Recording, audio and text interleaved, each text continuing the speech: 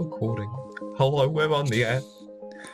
Okay, welcome back, dear listeners. Don't worry about Nick or Atrofa currently crying. It's not important. So, before we start, does anyone remember what happened last time? Oh, I do. It's been a while. I do. It's been a full week. I know what happened. What happened? So, what happened is we spent a little bit of time in Talendor in this. We had a little drinking game. Let's see. I think Scratcher got penalized by the church. I got grounded. Yeah. Nouveau knocked something over. And Smashed a lamp. and Tripitaka almost killed all the city guard. Nowhere near, but okay. No, it's close enough. Yes, 2 guards.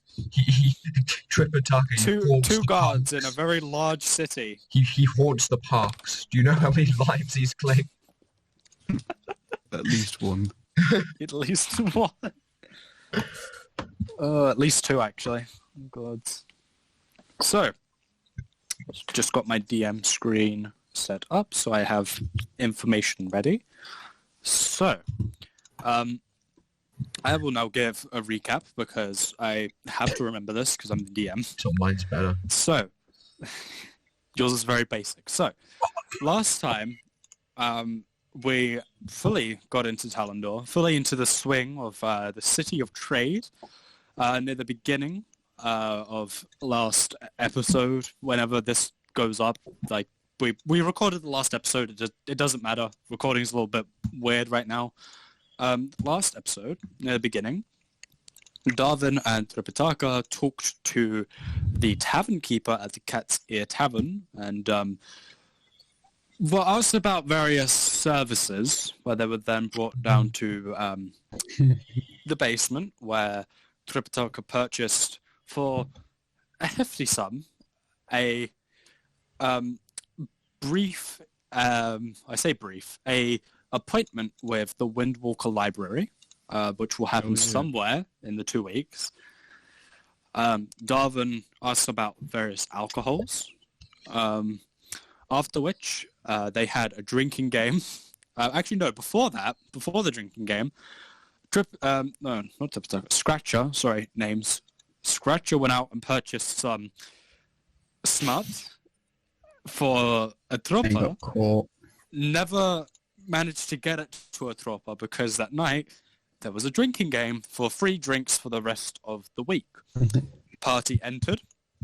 The first 2 games, the first game was won by Scratcher, the second was lost by Tripitaka, and the third game they put Darwin up to the test, who promptly failed, unfortunately. In a twist of events, Atropa challenged the leader of the opposing team to a 1-drink standoff and rolled a natural 1, promptly losing. I'm proud of that nat 1. It's great. Scratcher drunkenly tried to return back to her temple, was caught by some city guards, and was unconscious to the point of forgetting, was awoken in the temple, all possessions still on, feeling a little bit groggy from the hangover, was grounded for 1 week with, I believe, a paladin under the name of Icanthra, if I remember correctly. I don't remember, but I know it was a paladin. Yeah, I'm going to go with the name Icanthra, because that's the one I remember. Was placed under his watch. I believe he was an elven man. I think it was half-elf, wasn't it? Yeah, he was half-elven, sorry. He was a I believe it was half wood elf. Yeah, half wood elven man. Placed under his watch for 1 week. Meanwhile, Tripitaka stayed in the park, refusing to buy a room. Oh, yeah. Almost got arrested. However, potentially killed 1 guard and definitely killed another. We're still on the recap. Yeah, this is the recap. Oh. So I just had to go get So food. it was a long episode, okay? A lot of things happened. I should probably go back and rewatch that because I missed like the first hour. Yeah. I mean, right now only episode 8 is up because our schedule's a bit fucking wacky. But yes, go back and watch the episodes and remember what happened. Also, there's a lot of stuff I hinted at in the fucking like prologue, but you don't worry about it. After that, Tripitaka, we'll come to Tripitaka soon. Darwin went to visit his friend who runs a shop, and attempted to go into the Forest of Dreams with one successful endeavor, although he did not find what he was looking for. Atropa went to visit the lover in the city, and was told of the Shard of Fleeting Winter. And so we continue. I believe we've done Atropa. We've done your 2 weeks, unless there's anything more you would like to do. No, thank you. Okay, I believe we've done Darwin's 2 weeks. Yeah, we covered Darwin's 2 weeks last episode, and we were going alphabetically. Which brings us to Garak. You have 2 weeks in the city of Talendor. What would you like to do? I have marked down everyone who would like to go to Wilson's, and you will all go at once, so I don't have to like do each person individually. And it's just this, yeah. So I've marked you down for going to Wilson's. So if there's anything else you'd like to do, I'm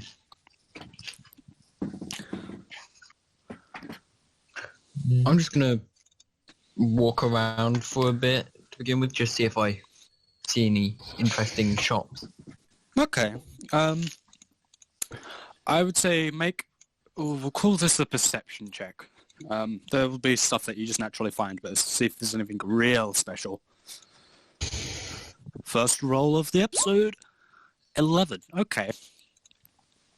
Going around Talendor, you see large wizard towers with some of like the bricks almost like kind of falling off, but like held in suspension. You're not sure if it's an illusion for show or if it's something else. You come to the Colosseum and you see the large kind of turquoise bluish crystal that just gently kind of pulses above it. You actually get a closer look and you see that this crystal is carved almost to the shape of what would be a rock, like the giant birds. Oh, I thought you meant just like an actual rock. No, like, you know, like ROC, like the giant birds. Yeah, it's like it's carved to that kind of shape, and it just floats above the Colosseum. Going around the Colosseum, you see like portcullises into the inside. You see people kind of shouting like "Sign up, come on," like that kind of thing. Wandering around, you see large like apartments and just all these different stores. I'd say with your 11 on your perception check. Let me quickly roll to see what you see. Okay. Because what's better to leave up to the dice? This is a dice game, after all. It is a dice game. Ho. See what you find. Hold on, I gotta quickly roll some more shit. Rolling on some tables. You see a place that seems to be some kind of shop of sorts. It's very strange. It's like there's a kind of curtain instead of a door that's like this very deep, like red kind of purple velvet with like all these stars kind of etched with like fabric into them. Above it reads in like this calligraphy, this kind of like golden lettering with like a black background, and it says The Laughing Mountain.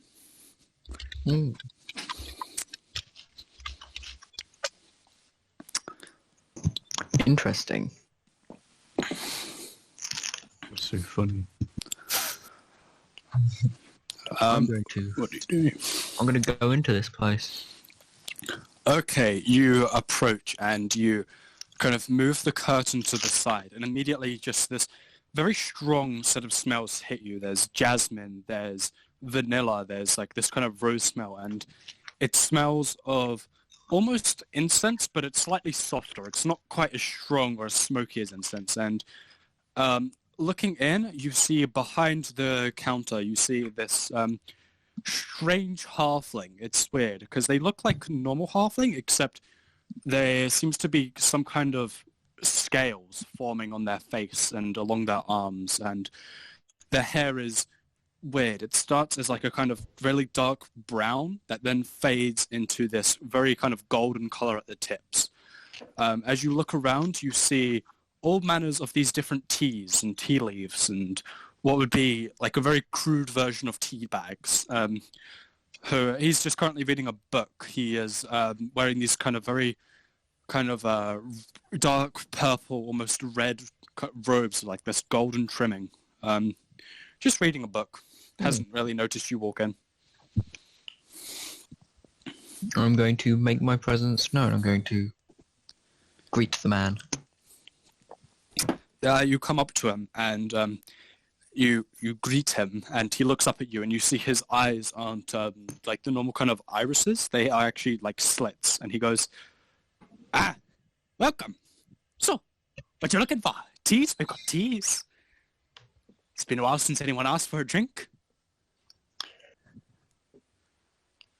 I would quite like a drink, actually. Sure. What type? What types have you got? We got green, we got black, we got rose hip. What you looking for? We got stuff that'll give you a real kick. We got stuff that's real sweet. What you looking for? Well, I'm not particularly read up on this kind of thing. What would you recommend? Kind of hops down from his seat and comes round the counter. It takes like a solid 5 seconds for him to just get round this very long counter, and comes up to you and goes, right. Starts looking you up and down. Yeah, kind of taps your armor a little bit. Strong one, I see. Strong one. Yeah. Notices the big old sword in your back and goes, yeah. Why do you feel the need to carry a sword around, big man?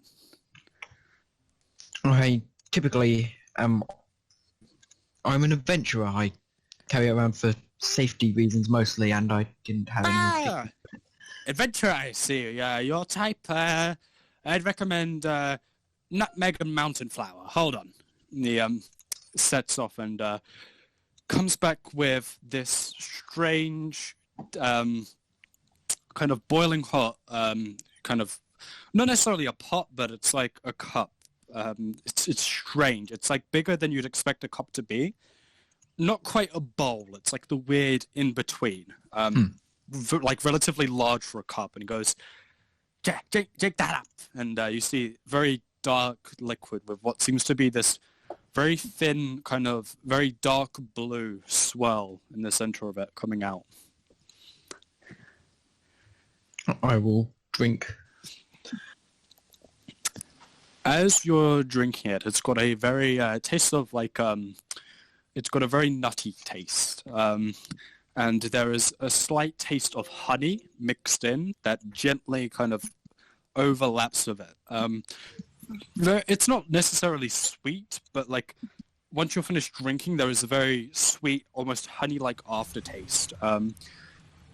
And as you finish the drink, you do feel not a sense of familiarity, but it's definitely this warm feeling that you haven't felt for quite a while, being with your background.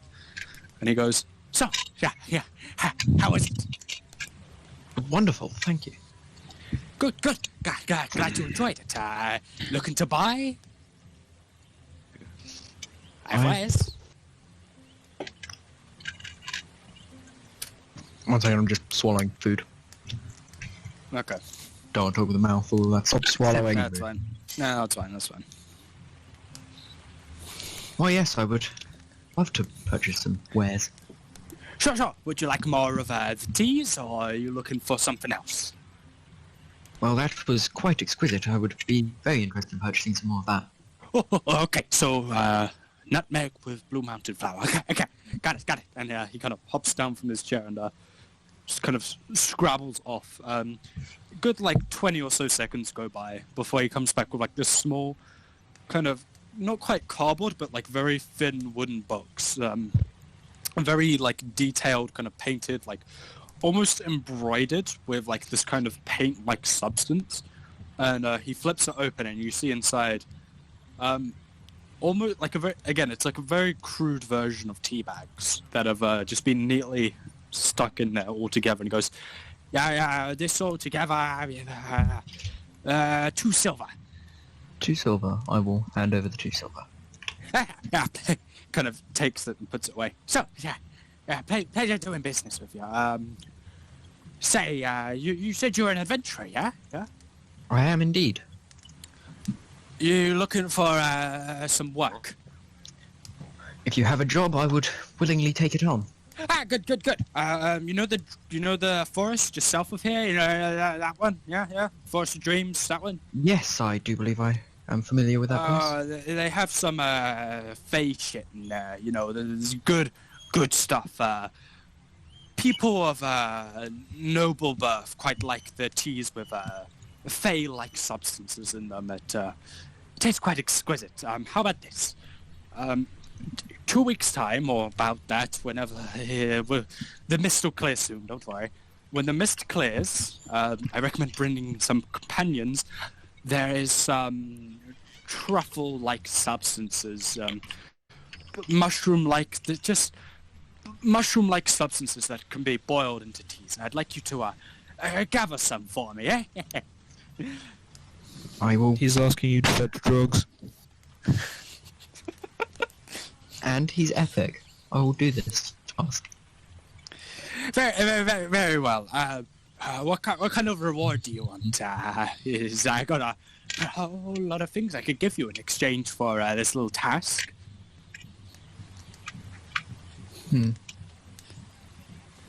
Oh, I personally believe that for such a task and for widening my horizons, no reward is needed. Learning of it was reward enough. Right. Oh, well, you're a noble man. Sure. How about this, then? I'd feel terrible if I were indebted to you, so when you return with the materials, we will decide on a reward then, huh? Very well. Very well.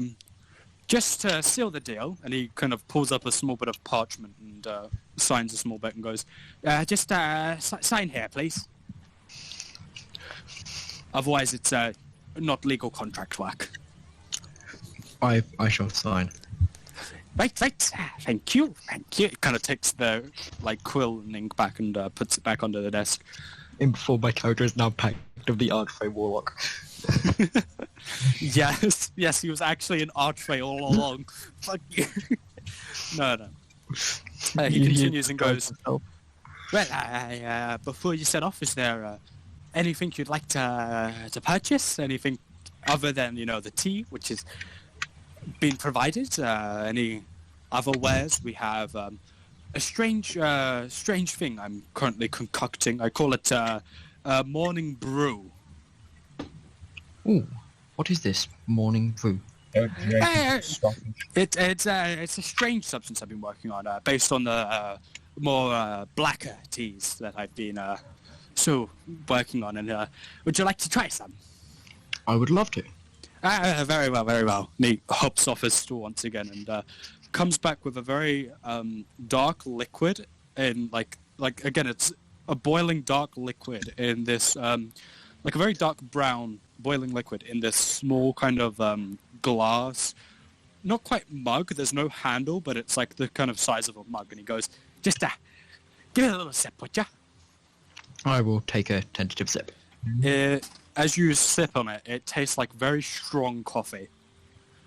Ooh, this man has created coffee. Like very, very, very dark, very strong coffee. And he goes, I'm not quite sure what to call it exactly. I feel like I'm really onto something here. But I call it morning brew right now. It helps me get up, Don't drink too much, though. Give you the shits. Seems like quite the interesting concoction you've got here. You could be making waves in the industry. Right. That's why I'm working on it. It comes from this strange bean that's very rare. Bean?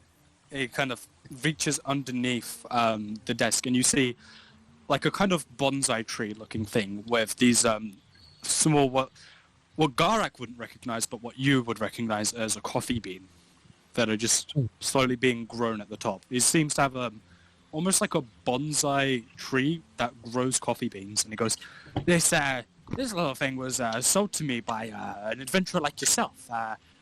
How long ago was it now? 60 years ago it actually was. I've had this thing a real long time, and I always grew these beans, and decided, hey, what's the worst that could happen? I brewed them up, crushed them up a little bit, ground them down. I got morning brew. I've been working on it for, how long has it been now? 6 months? Something like that. It's been a while. But yeah, no one else in Talendor sells this. I'm gonna be rich. I do believe it has great potential. Well, thank you.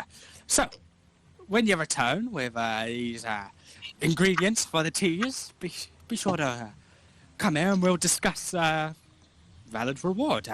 Anything else you'd like to purchase, or are we I believe I am done. Thank you. Very, very well. And he gives you a small bow as you turn and leave.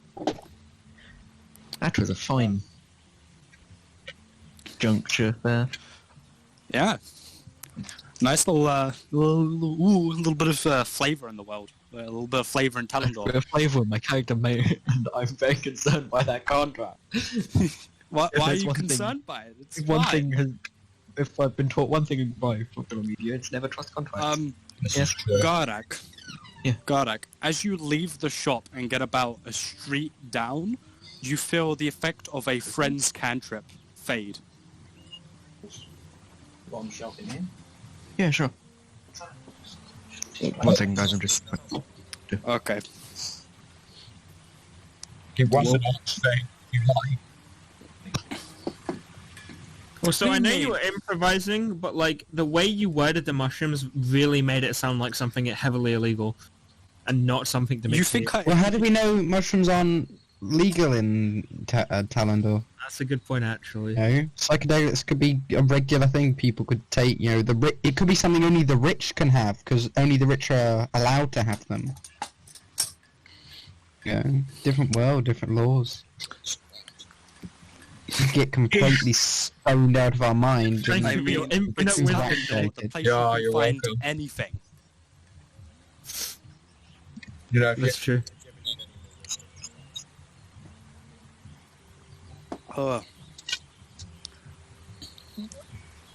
So why? I've just had a fucking fantastic idea. Well, what's your idea? I wanna save it as a surprise for the rest of them, so I'm gonna go DM it to you. Oh, this will be good. Okay. It's nothing like. Tell me your idea. Okay. Come on. Let me. So. Oh, DMs from players who don't want to share stuff with the rest. Oh, this will be good.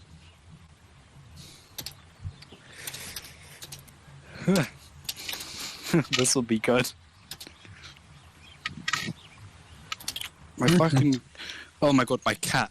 I'm gonna shut the window now because you're just looking out of the window. You don't want to actually go out. It's getting really it's getting really cold in here. Destroy the cat door. I've had my window open all morning, and because of it, my radiator hasn't been able to turn on because every time it gets warm, it immediately gets cooled back down by the wind blowing in.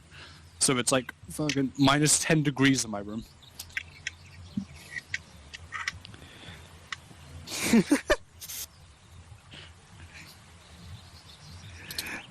Okay. No, are you back yet? Yeah. You back? Yeah. Cool. So, is there anything else? Okay, is there anything else you'd like to do in your 2 weeks other than Wilson's? Because we're going to cover that soon. Oh. I'll have another look around. Okay. We'll say this is on a different day. Yeah. Make me one more perception check then, please. Ooh, not very long. Walking around, you're more so enjoying the sight of just Talendor this time. you haven't really been in a city as big as Talendor, and today you just decide to take a nice kind of just stroll. The sky is very nice blue. There's no real kind of storm or clouds coming. They're very kind of high-rise buildings made of this strange stone of a nice kind of contrast. The guards wearing their kind of white and gold aesthetic armor. But we're sure it's not blue and black. Fun? You motherfucker. Wait, what? A funny dress image. Oh. Oh, I hate you. You get one. You get one of those jokes, okay? Yeah, So- I've had the joke. There you are. But yeah, you see them just kind of casually going about their day, halberds in hand. You see people of something that you've not really seen before because of like where you came from being so kind of disconnected from the world. You see people of all different races. You see ASMR, Tabaxi, Tiefling, Human, Gnome, all of these different just cultures and people just talking together, like, well, not talking together, but like talking to each other. Just this absolute like clash of cultures. You see a couple Dragonborn actually, which are exceptionally rare outside of Siblick, and I take Garrick actually hasn't seen a Dragonborn before because of where he came from. So you see these mysterious kind of draconic kind of people with they're like completely scaled with these kind of like dreadlocks that come down just to like their kind of back. A few of them seem to be kind of holy people of some kind of religion. Others seem to be just like normal businessmen. Some of them have white scales. Some of them have blue, black, kind of reds. You see like all kind of spectrum of colors. There's these large kind of, not like tarps, but like these large kind of things of cloth that just drape buildings and billow in the wind. It's a very beautiful sight to behold. So, Sounds like it.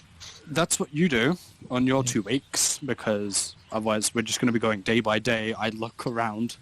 Yeah. Unless there's anything more specific you want to do. No, there's nothing more specific. We'll come to Wilson soon. Scratcher, you're next. So, Yes, you know, 1 week is gone because you had to be... Well, you could go, like, out into the city, but you had to be accompanied by yeah. Ikantha. So what you could do is severely limited. Pretty much. So what I do on my first day of freedom is I head down to some sort of alchemical shop and I go buy just a shit ton of supplies. Okay, you come down to a city called... what's it called? Hold on. I gotta look through my notes, because I did have an alchemist prepared. But I don't know where the notes have gone for it, so... There we are. You come to a place called... where is it? The Alchemist Brew. That's what it's called. Real creative name. It is literally called the Alchemist Brew. Oh, that works so well for what I need.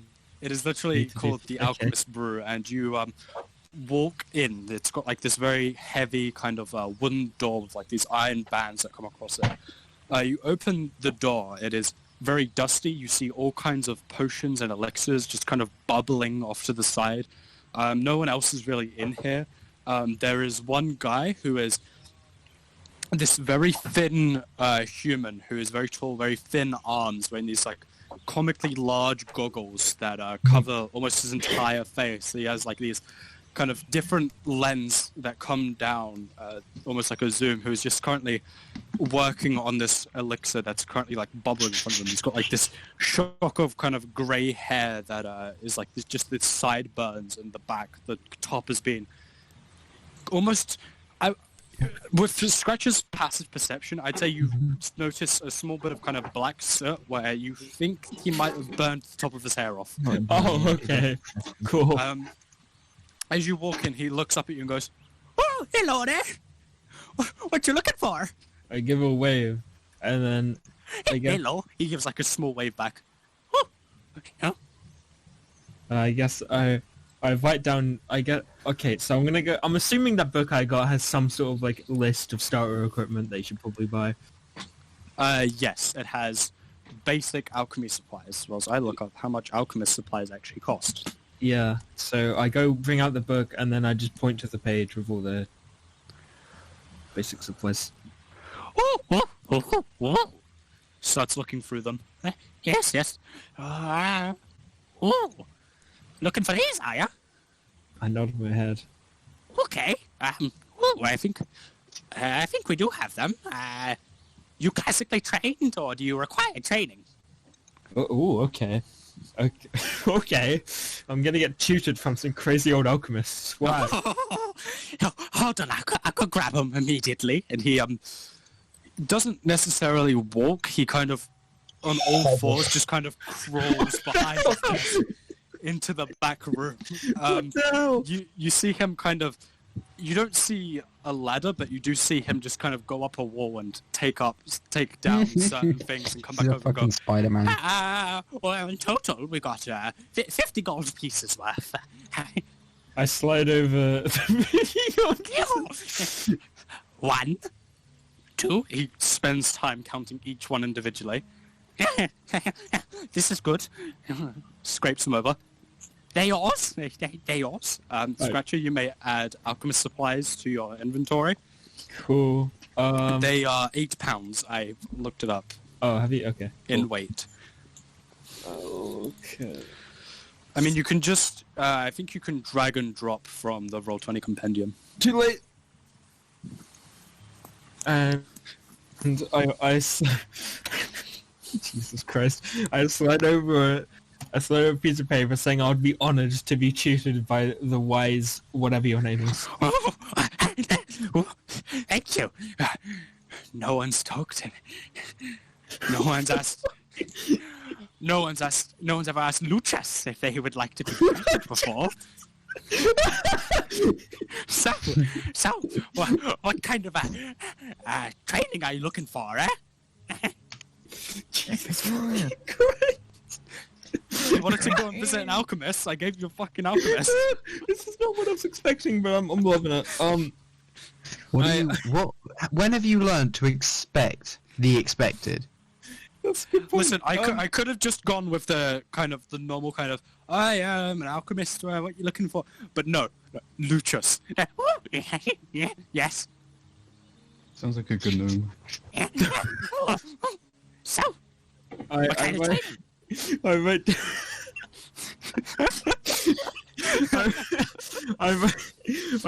down that I'm interested in the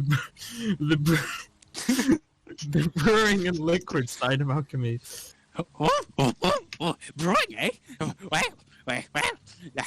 this happens to be what I excel in, as you can see. He kind of see, whilst he was stuttering on words, he was just kind of like blank staring, like he was just kind of zoning out and going, so, training. Like you can see him doing maths in his head. That'll be,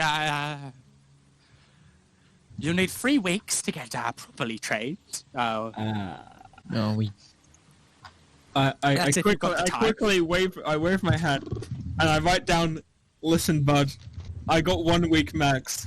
I'm willing to go overtime. Willing to work for the night, are ya? Okay. Yes. Well, 10 days to work with.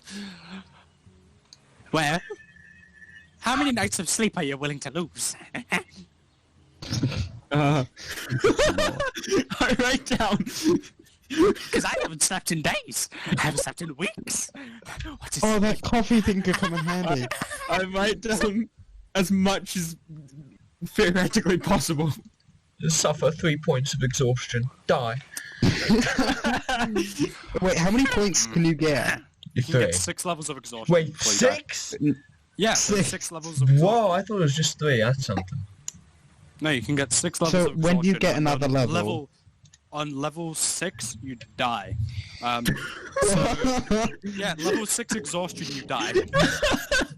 I presume that's like 6 nights. So Well, I've been doing long rest slightly wrong because you can go without sleeping, but you need to make a Constitution saving throw if you've not slept long enough. So, let's say you go 3 days without sleeping. Each day you choose to stay up. After that, you have to make a Constitution save that ramps up in DC every night you choose not to sleep. If you fail, you take a level of exhaustion. So, the way I've ruled it, you can take 3 nights without sleep and you'll be fine. On the 4th night, you will take exhaustion. That's how I've ruled it. I've kind of fucked it up before because I was like, if you don't take a long rest, you're going to get exhaustion. Because I was panicking and I made it up on the spot. So I've looked through the rules now. Right. So how many nights are you willing to lose? I write down the single word "all," full stop, and then pass it to him. Dedicated to Lucius' Gonna teaching, kill your are ya? character. Okay. Oh. When you're willing to start. I take back the piece of paper, write down "now," and slide it back. Okay, well, that'll be for a week. Overtime. Overtime doesn't work for me. I haven't slept. You can see him just, like, spacing out. A little bit of, like, dribble kind of from the corner of his mouth down his chin. Yep. That'll be 50 gold pieces. That's a steal. I slide over the 50 gold. 1, 2, 3. He counts out each individual one again. Jesus Christ, he's like an old man. Yeah. He is an old man. He scoops them behind him and goes, come behind the counter then. Hold on. He kind of, doesn't even go around the counter, just crawls over it. Yes, Okay. why? I'll be back in a second. Why, yes, Okay. this old decrepit man is like an old decrepit man.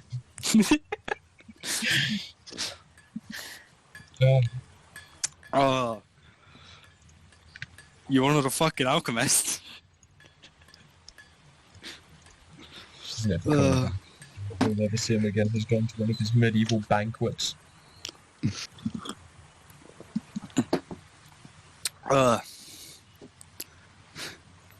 So, this has been a blast so far. Fucking Lucius. He should have been cool. He should have been. Yes. I like Lucius now. He's cool. I might visit him.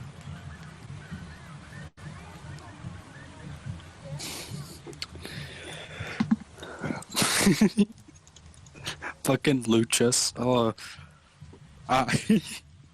was like, okay, there's a 50-50 chance one of them goes to an alchemist, so I will make the most over-the-top fucking alchemist ever. He'll be completely insane. And lo and behold.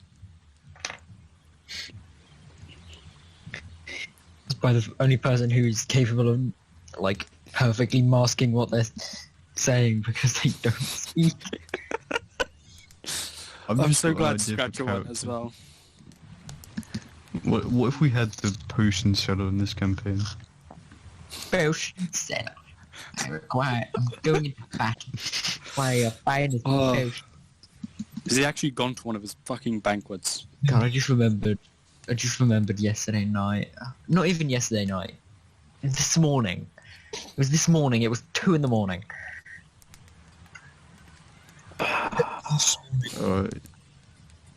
This morning? The task What about manager. this morning? Like, Okay. you know the voice chat that was going on in the Discord?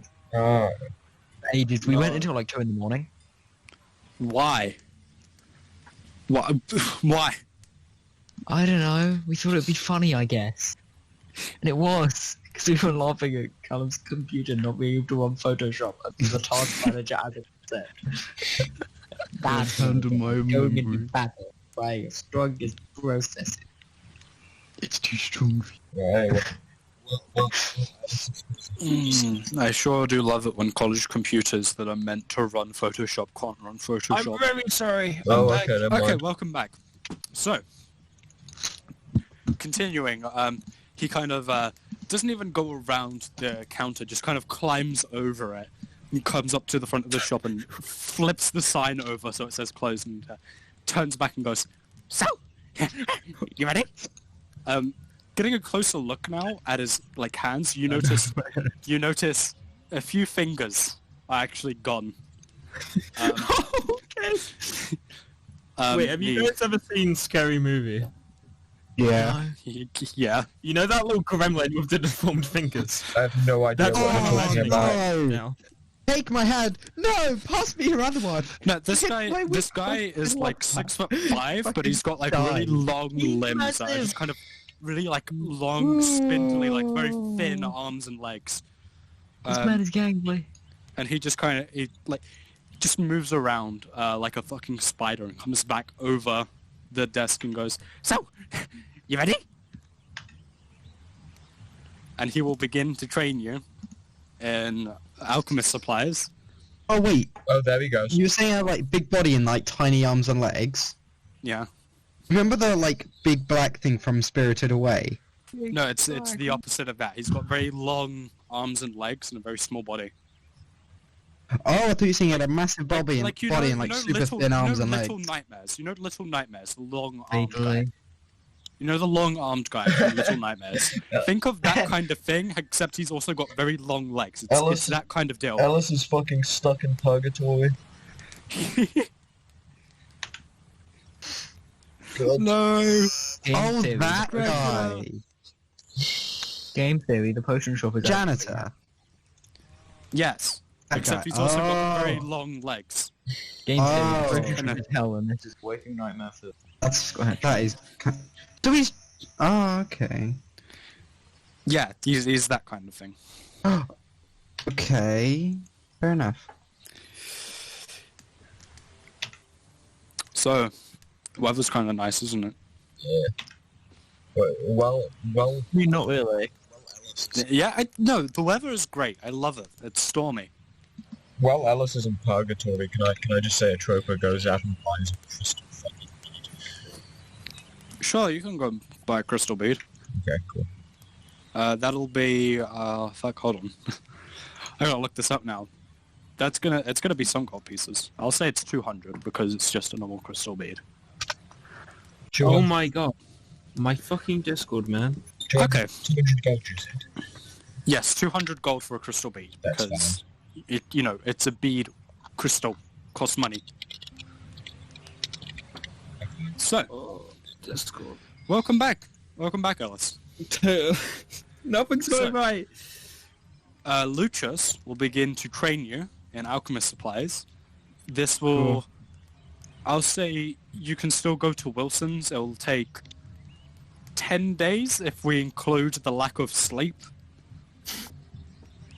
So yeah. Right. Okay, so 1, 2, 3 nights without sleep. 4, 5. That would be. I'm gonna say that's 3 nights without sleep, and then there would be 5. So it'd be Yeah. like 5 days, and then 5 nights, and then 5 3 of them without sleep. So I need you to make 3 Constitution saving throws. Okay. I'm gonna get through that one, so I'm calling it now. So you only take 1 level of exhaustion. Actually, no. I'm looking Wow, at the... Yeah, because you rolled well. Yeah. So it starts at 10, and then I can't remember if it goes up by 5 each night.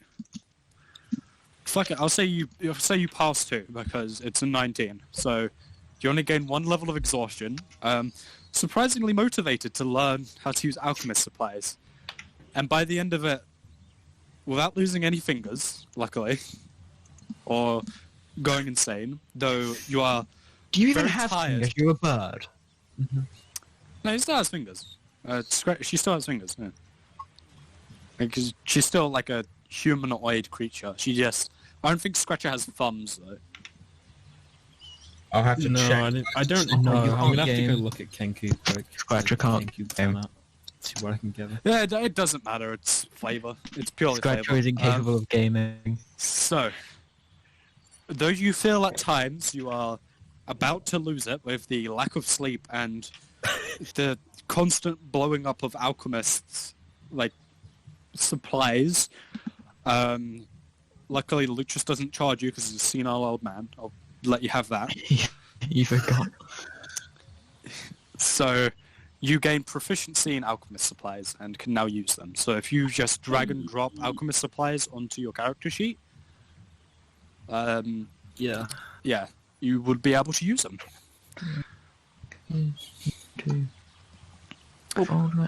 This again links into the fact that I know in the normal rules of 5th edition, learning something is a lot longer and it's a harder process, but it's a fucking game, and we're gonna be here for like 5 sessions otherwise, just going. So you take the thing and you put it in here. Because like learning a language is normally 200 days long, and I'm like, no, that's fucking no. Wow. The DM broke the rules. Kick him. Get a new one. It's realistic, but this is Get a new one. game. This one can't be. Where are we going to get a new one that's actually good? So at the end of it, he Lucius kind of goes, so yeah, I believe you're ready now. Come back if you ever want certain potions, elixirs. We have healing potions, fire breathing, fire resistance. We got all kinds. Whether or not they'll kill you is up to you, but It's up to you. You can choose what potion will kill you. have fun. And, I give a slow... safe travels. I give a slow and painfully long thumbs up as I struggle to move my arm. Do you have thumbs? And then I It seems they do have trudge thumbs. away. They do have thumbs. I don't know. Okay, whatever the equivalent of third thumbs up I'll is. allow Kenku to have thumbs. It doesn't matter. It's Okay, flavor. no. It's fucking flavor. In most depictions of Kenkus, they got like 3 fingers and like a bird thumb. Yeah, it's a bit like Dragonborn, how they have 3 fingers and a thumb. I'll allow you to have a... Because otherwise, it's like you can't even hold a weapon because you don't have a thumb. Yeah. So, fuck it. Kenkus have thumbs. It's a fantasy game. If you believe in Kenkus in the first place, you can stop arguing about it. Anyway, he gives you like a wave as you leave. You promptly sleep, I assume, in the church of Probably. you sleep for a very long time. Dreams don't really come to you because you're just too exhausted for your brain to even process dreams. Is there... Actually, no. The only other thing you could, like, really do is go to Wilson's, which we'll come to, because everyone's going to Wilson's at some point. We'll come to that, though. Next up is Tripitaka. Is there anything you'd like to do in these 2 weeks? Well, I go to the library. Is there anything other than the library? Because, like, anything specific? Or are we just going to go library? That's the city guard. Go break into the guard tower and kill everyone for revenge. No, I'm not doing that. Okay, so Tripitaka dies. There's not a 100% chance he'll die. It's just You don't know what the gods are capable of. I'll just let you know that. What if they all go on that once, though? Then I would be amazed. And I'd think that I'm cursed. Okay, here's a funny idea. What if I took my little gremlin for a stroll down in the park during daytime when I'm allowed? You go back to the park. So you're just going for a stroll and not hiding yourself or anything. You're just strolling. Oh wait, am I wanted? Yes. You killed 2 city guards. Yeah. You resisted arrest, was found trespassing, and killed 2 guards. Yeah, but I thought it was like in GTA where they just like forget about it. Okay. Are you just taking your stroll? Or? Yeah, I'll wear like a comically large hat and glasses over my head. That definitely might draw attention. Yeah. So you've stolen from a hobo, okay. Yes. I now have a new bigger punch in my head. Okay. I mean, none of the gods saw it. I'll just say you get a fucking hat from somewhere. I won't charge you for it. Okay. So. What's your stealth modifier? Okay. I think it's pretty high. It's 8. So. As you're strolling through the park, I'd like you to first make an animal handling check to actually get Fluffles to... Yep, Fluffles is fine. Just Nice. not necessarily... Like, you haven't put Fluffles on a leash or anything because that's a fucking horrid idea. Tripitaka would know that. Yeah. But you're just... Like, Fluffles is following behind 5 foot or so. Okay. What's the stealth modifier for a Displacer Beast? Let's find out, because it's half of it. Hold on, I'm getting it up now. Here it is. I got it. Don't worry. Okay. So, half of 15, rounded down to 7, so it would have -2, I believe. Yeah, -2 to stealth. So, as you're walking through the park, relatively nice park, you know, autumn has completely taken it in now. There's a slight breeze in the air, but nothing that, you know, you're not used to. Orange leaves fall down, nice gentle breeze. This day specifically, the sun is out, but it's still kind of cold. There are other people in the park, some with just like kind of normal dogs. Yeah. You know, just throwing a ball. Like, people of all different races. You see like a couple half-orcs just, you know, talking with some Genasi people. And 2 guards who just doing their patrol, coming through the park, making sure, you know, no one's, you know, making sure that no one's being, you know, the illegal, doing their job as guards. One of them looks over and then kind of taps the other on the shoulder. Both of them carrying halberds, and they both come up to you and go, excuse me, mate, what kind of pet you got there? Just a dog.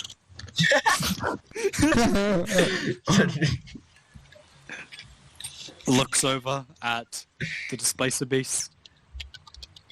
Weird looking dog? Where'd you get it? Dog store. Why has it got tentacles? Well, why have you got tentacles? I don't have tentacles. Not everyone is so lucky. Jeez. not everyone can be blessed with actual... Why has it got tentacles. 6 legs? Never seen a dog with 6 legs before. I've never seen a guard who was this gay before. My sexuality is none of your business. So, You didn't deny it. We have the homo god. Look, it's just a dog, okay? It's got a bit disabled. It's already disabled, he's now more make a able. deception check with disadvantage, please. Come on, He's that gonna 20. roll a fucking 20. Come on, double 20s. Double 20s. Double 20 would be the funniest thing. Please don't. Ah. I'm sad. That would have been the funniest thing if you'd just been like, Oh yeah, this is I something guess. I haven't really mentioned to anyone. Passive insight is a thing, which is 10 plus your insight modifier, and that's just to like passively pick up on lies. They have a passive insight that is above 6. Oh. I don't think that is a dog, mate. I believe that's illegal beast you've been going around with. And in fact, I'd say it's quite the deadly beast. If you When we told just specifically to explain not to take them them... out. You don't bite. Yeah. You do that. So we were given permission to bring them in as long as we didn't let them out. And what's he done? Not only is he taken it out, but he's taken it out without a lead and lied that You it's think a I could put a dog. lead on this And thing? Yes! who's not there right now? Oh, no. Who is it? Oh, everyone And else. the guard continues to go, sorry mate, can we just bring you in for questioning real quick? Oh, for fuck's sake. Well, it'll only be, They're gonna walk be- through. They're gonna we'll see be the wanted in- post. And it's like, we'll be in and out, don't worry about it. Just come with me, please. Like, look, you don't want to touch this thing as much as I do. Like, Don't say that! like, do you think, I'm do you think sorry, I'm in we don't control want of to... this? Are you saying you don't have any control over that thing? Oh no. No, no, I didn't mean that. He doesn't like I'm you. just saying that if I do, he will kill me and everyone. Probably. They again look over at Fluffles, who Wait, that's it. Tell is a deadly tell me his beast. name. is a deadly beast, but is currently on his back, just catching a butterfly. And the guard continues to go, so you got no control over that thing with the tentacles, the big old teeth, you know, take someone's eye out, Well, I do. break if someone's I'm- leg. I do if he's in a good mood. He's in a good mood right now. I'm not okay. Well, I can't guarantee he'll continue to be in a good mood. But I Alright, guess how about you just come with me and I promise that your dog will be alright. you know, I'll It's Okay, far yeah, from you just- wrong. you just come Isn't with it me. like a cat, a feline It creature? is literally a panther with tentacles and 6 legs. Yeah. So not only is it not a dog, but it's not even related to a dog. He's literally just Not he's even literally just tailored. going along with the Tripitaka and just saying, "I don't have all day. Come with me."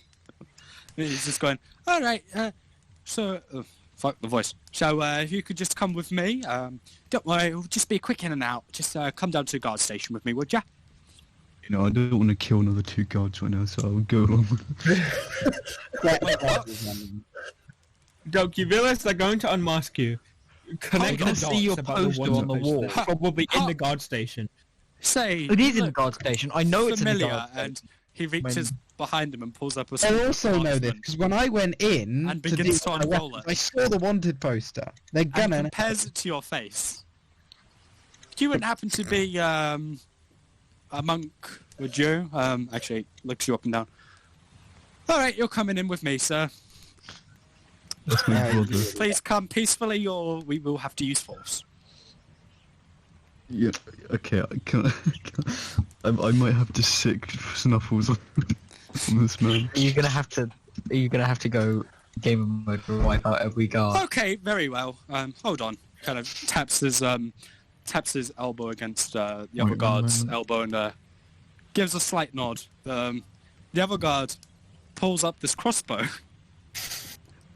and Okay, hold on, Can I ask Uh-huh. something? and shoots Fluffles, Oh no! and Fluffles will have to make a Constitution save. Oh, poor They're Fluffles. going to die. You didn't What's even do your anything what's your passive perception?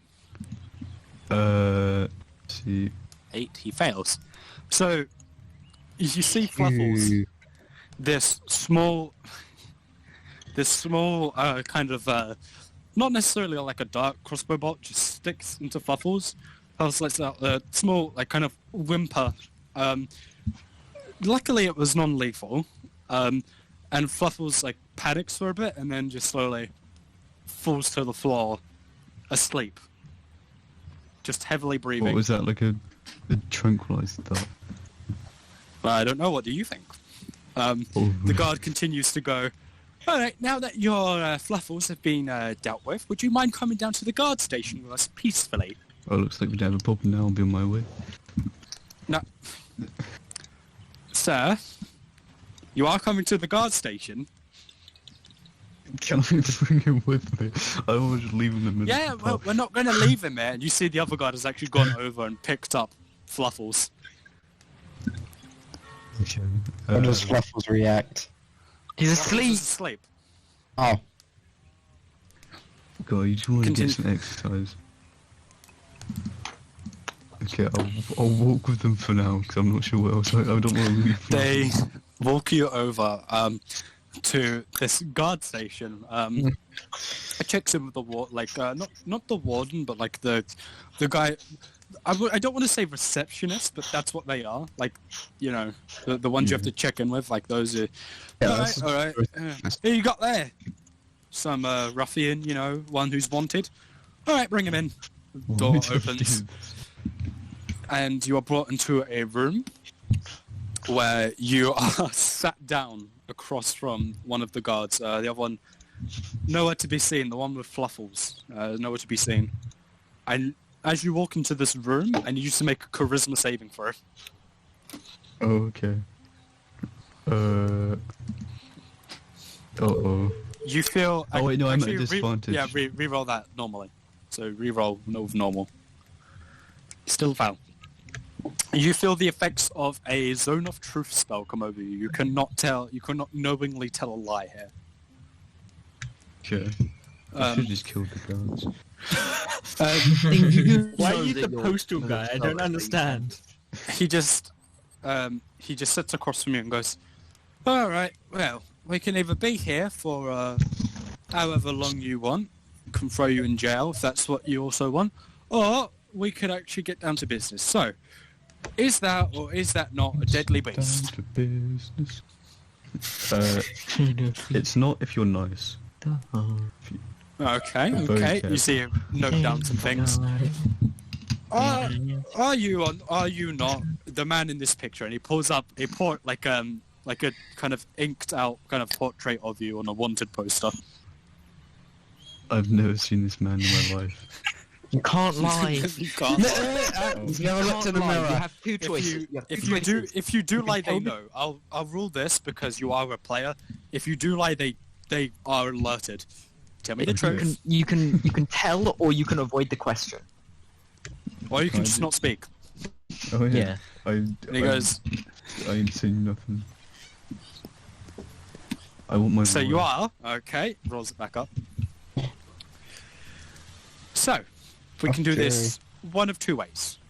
Either you go in a cell and rot for with all of the charges put against you, about 2 years, or you can pay off your bounty and be on your way. You pay off your bounty? You never played Skyrim? There's a system. They don't even I've send never them to a played court. Skyrim. It's like, yeah, you're in for 2 years. GG. Yeah. Well, your bounty is 100 gold pieces. Wow, You those said- the lives of guards are worth nothing. No, gold. Okay, gold is actually like pretty good though because it's 100 silver. Right. Yeah. And also, like, if he was like, yeah, when it comes to buying regular 10,000 things, worth. like that I mean, shit, yeah, 2 silver. it's also not been that long since he did this. If he was like on the run, As time for a goes while, on, they the get more bounty would desperate. slowly go up and up. Yeah. because then it will become like also evading. Yeah, This rent. is just, it's been like 2 or 3 days. They're still 2 trying to counts of figure out. murder. They're still trying to figure out if it was exactly him or not. They're not sure. This was just like eyewitness accounts. Could have been someone else. They want to make sure they got the right person. He continues. So you can either pay us 100 gold pieces and be on your way, though the bounty has increased to 200 gold pieces because of a deadly beast that you knowingly brought into the city. So you're telling me a guard's life is worth 50 gold pieces? And no, Well, we remember, no, not even that, because you're also being charged for trespassing, resisting arrest, and I give like a guard's T life damage. maybe like 35 gold. That seems fair. Well, they happen to be lower ranks, more expendable. oh, I like Wow. this. I like this city. I like him. Yes. Yeah, can I make a phone call? The fuck's a phone? Don't exist. I want my phone call. What do you people use to communicate in this place? Like spells? I don't... Yeah, we have spells, but Can I have this? you're not exactly... Who exactly do you want to get in contact with? My main man, a trooper, I think. Because he's the Are only you gonna person I've drag a actually trooper talked into to. this? Can you Yeah. give us... I think he's a bard. bard, you say? Wait, no, I didn't say that. No. Scribbles down a little bit on the paper. Oh, you I mean, got. I So, need to say that in real life. You've doxed him, you fool. No. so, Also, out of character, quick, you chose the worst possible person. You understand the trooper was looking no money, right? I don't want him to bail me out. I want him to seduce the guard for me. To be fair, Listen, in terms of listen. logic discuss, Okay, what do you wanna do? I could reduce his sentence to nothing if I roll a 20. Alright, so you're looking for a bard under the name of a troper. Last name? Isn't the fact he's a fucking plant. What is it? Oh, Belladonna. That's it. Troper Belladonna. Right. Hold on. Kind of slips a small kind of note through the door, like a little slot. You hear like a couple footsteps. Two or so minutes go by, and comes back and goes, let's see here. Well, we've got Performer, who's been up and coming recently, played at 3 separate taverns. Plant Man, that kind of thing, from rumor accounts. Is that who you speak about? Yeah, I wanted to play me a song. Puts the paper down and goes, we're not here to talk about performances that you want. We're here to talk about whether or not you want to serve 2 years in the Slammer, or if you want to pay me 200 gold pieces and you can be on your way. I want legal assistance from him. He's my lawyer. I'm paying him 2 shekels an hour. We don't use the court system here. What the fuck is... What is this place? I thought this was civilized land.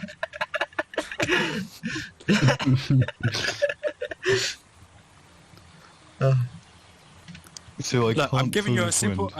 simple choice, all right? 200 gold pieces and you get to go, or 2 years and then you get to go. Simple choice. I take the 2 years. No. Wait. Can I like a wolf whistle for my fucking... smash... Can I just like a wolf whistle my fucking... snuffles? Do you want to see your pet? No, I don't... No, I mean just like, I don't tell him that. Okay. Like, I just like... like see if he's awake. He's probably You still cannot asleep. see Fluffles. Fluffles is not in this room. And also is asleep. Is he still asleep? You don't know. I imagine he probably tranquilizers is. probably last more than the few It's like minutes. 5 that- minutes.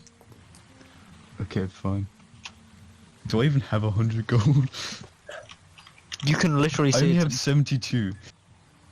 Oh, I don't even have enough gold. Can I do community Well, you don't service? have to pay us right now, but we can accompany you to someone or something that may have your gold stored. Oh, I can get like a loan. No, You not do loan. realise I have currently We're talking 6,000 about gold. this. We're talking You about this. really? A lot of people Yes. who come to the City of Trade don't keep their money on them. They either give it to a bodyguard so it doesn't get stolen, or they put it somewhere like a bank. Would you Okay. like us to accompany you to this person or place to collect this gold? It's fucking okay. I might have to borrow money from them. Okay, sure. I know a guy. All right, very well. Come with us then. And he promptly gets up from the seat, unlocks the door, lets you out. Fluffles is in a small, I wouldn't say small, like a kind of medium cage, just slightly bigger than Fluffles. So small for Fluffles. Kept in a cage. 3 guards with halberds follow you. One of them, one extra one, so a 4th guard carrying Fluffles follows behind. And you are escorted to where? Or who?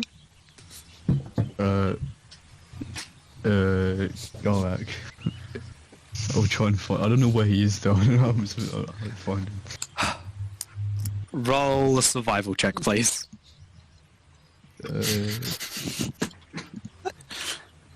14. I'll say, Garak, you're not exactly like the hardest person to find. No, 14 the probably armor finds kind of makes me stick out along with the Yeah. sword. you see Garak just walking through the streets one day, just kind of looking around, admiring the view. Garak, you are approached by Tripitaka with 4 guards. I am. Hey, Is this the man you happen to be talking about? Yep. Ah, pleasure to meet you, sir. Your friend here is a little bit of Dumbass. a little bit of trouble. What did you Says do? that apparently you've got his bounty. How much is the bounty? Well, 35 gold pieces. Well, no. 70 gold pieces for 2 accounts of murder. Fucking murder's cheap. 20 gold pieces for I might murder someone. resisting arrest. No, you could just kill the entire city and then you could just pay it off. Again, these were very low-level guards. Just kill And all he the did low-level- say it's based on rank, how expensive they are. Rank and time. Does that mean And you peasants don't are know basically nothing? and you don't know how much it is to kill peasants or the innocent people. I think it probably... Some people cheap. cost nothing. Same with peasants. You don't know. I know, it Sure. depends. Are the guards waging... Continued wages resist of arrest for 2 days.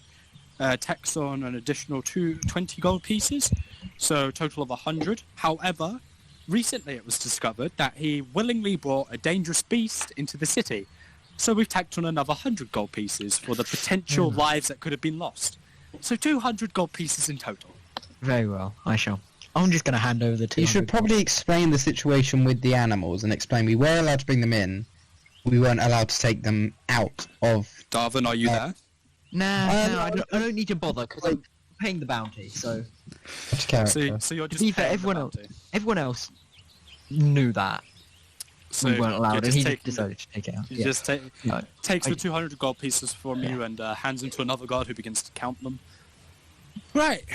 Well, you can take him then, and pushes Tripitaka slightly forward. Well, seeing as you've paid off the tax for such a dangerous beast, we ask you again, don't let it out of the cage, and don't wander around so freely with it. And if we catch you doing so again, it'll be twice as much. Hand you the cage. God, I guess I'm not gonna have any more fucking evening walks. It's fine, so long as you don't take your Displacer beast with you. But he was tired. You don't buy it. Yeah, you do. Making excuses. Alright. The He's been in the cage for the like 2 huge weeks. fangs, the huge fucking fangs and the barbed tentacles. And the fact that it can fucking teleport. Oh. Continues The to go, most he's well, done is almost bite my finger. enjoy the rest of your day. Gives you a small bow, damn. and the 4 guards head off back into patrolling the city. So, is there anything else Tripitaka would like to do in these 2 weeks? Oh god. I'm going to go I've- back to the bar. No. Fuck. Okay. Okay, no, I don't think there's So, anything else I want to do. A bit of time goes by. Tripitaka, we'll start with you and the library. Oh, So, boy. at some point during the 2 weeks, you are approached by the Tabaxi woman who runs the Cat's Ear Tavern and goes, "Hey, all right. Think it's about time for your little meeting that you purchased. So if you'd like to follow me, Coolio. get you right in there." All right. Brings you across the city into this. Again, it's a very large cylindrical building with these kind of sky blue and white kind of patterns that go along it. 2 monks stand guard outside and give you a small bow as you enter. Okay, peen tower. Walking through. It does not look like a penis. It does. Aw. It is cylindrical, thus it is phallic in shape. No, it's got a flat top. It is. It's not like one that slowly curves or into like a point or like rounded at the top. It just stops and it is flat. You ever seen a penis like It's that? something cursed, but I'm not going to because I'm just Don't do that, please. I swear. I think Please you know don't. where I was saying. Please don't. Continuing, she goes, "Hey, all right, just follow me right inside." Comes up to the receptionist who goes, and if it isn't Crystal and the other monk. Hey, all right. It's been a while. They spend a little bit of time discussing before eventually one monk is called from the back, wearing like the very like kind of baggy robes. Seems to be like for ease of movement. Kind of completely shaved head. Seems to be just a normal human like yourself. Pardon me. You do notice that there are some very light blue, kind of symbol tattoos across like the back of his head, coming down to the spine. Can't really make out what their meaning would be or anything like that. And he goes, "Well, I do believe it is time for us to head inside. If you would be so kind as to follow me." Let's go. Alright, we'll have fun. Hope you learn a lot. You. How much time do I have? You have 6 hours. Oh, nice. Please do stay close by. We are doing this not out of kindness, but out of an exchange of information. And he gives a very serious glare at the tabaxi, who just kind of gives a slight smile and a wave. That is beside the point. If you would like to follow me into the library, we may begin your learning experience. He promptly turns and just starts walking back into the library. Tabaxi woman heads off, and you have 6 hours in the library. What would you like to do?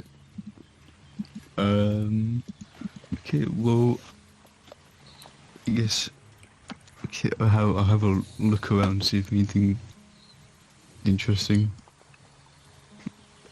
I don't know, What kind of books are you looking for? What kind of... What kind of books are you looking for? See, now I think, like, my character doesn't have any, like, motives other than to go to the Windwalker library. I just, like, do whatever. I'll give you some suggestions on what Tripitaka might be looking for. You might be looking for history on the world. Might be looking for law on magic and different races and cultures and how they use it. Additionally, it might be specifically how magic has affected different countries and societies. Those are the 3 main ones that I think Tripitaka would be looking for. Okay, I think I'm gonna look at some history.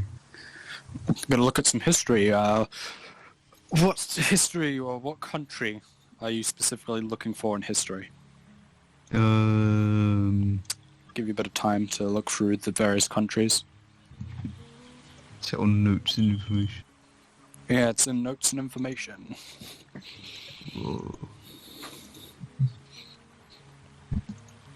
Okay.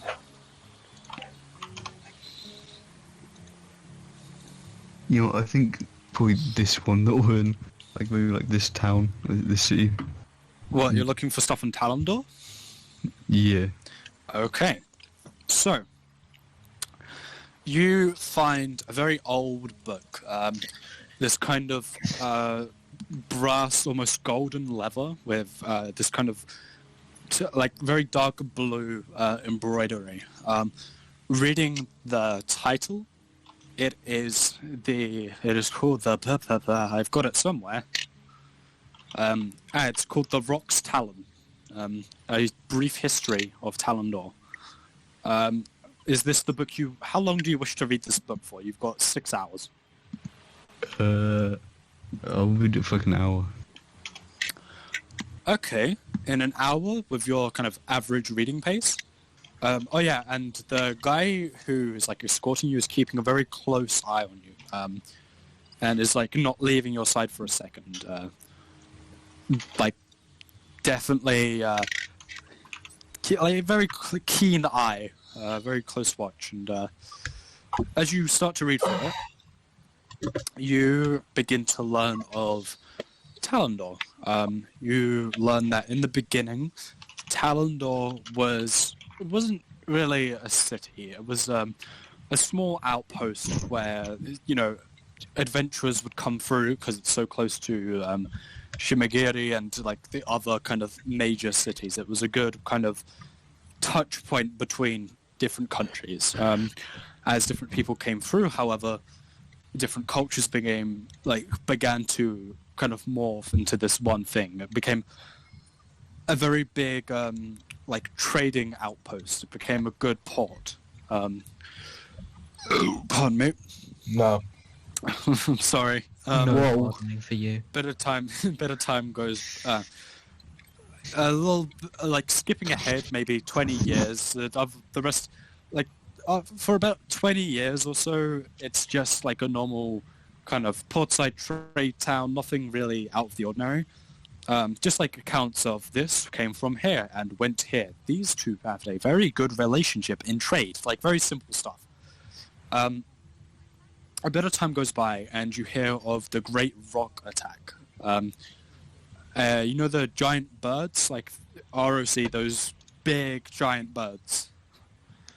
One of those one day attacked the small port town and pretty much brought it to ruins. The only people who really survived was one Mr. Where is it? Was one Mr. Serious Talon, who spent many years slowly rebuilding the city, or the town at the time, from the ground up. He began these great walls that have become known as the Great Walls of Talendor. He fully focused on rebuilding the town and dedicated his life to it.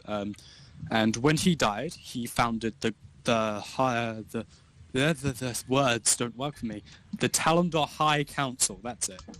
A council of different cultures and countries, most of which he made neutral. He ensured that there would be neutral people. And as time went on, the Talendor High Council has had different leaders, some good, some bad, some in between, morally grey. And as time has gone on, it has just grown and grown in terms of city. More and more people have come through, and that's all you're really able to gather through the 1 hour you've spent reading this.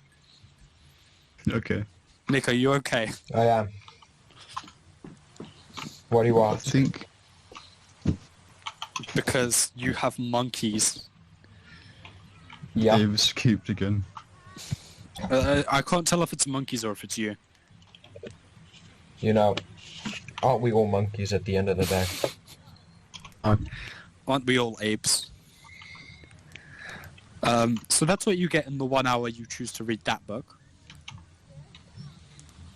I think maybe I think I want to read a book about like magic, like spells. Okay. So, I'll say that's easy enough. What kind of magic are you looking for? Are you looking for a specific race's magic, a specific country's magic, or specific type of magic? What about like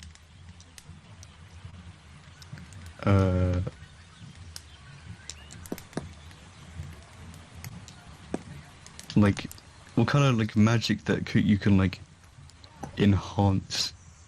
I'm just thinking like what would be the kind of magic that could just make me go as fast as possible. Like what kind of, I don't know. You want to go even further beyond. I believe that would be what school of magic does haste fall under? Let's find out.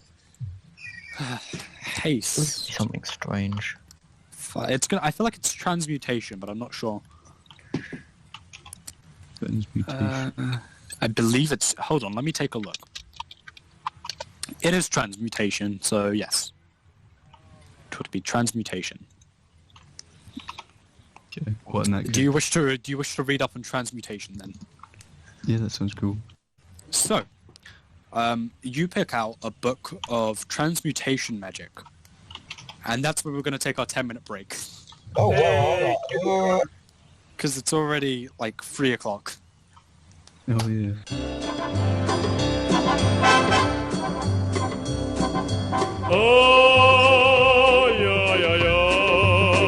Welcome back, dear listeners. We're back from our 10-minute break.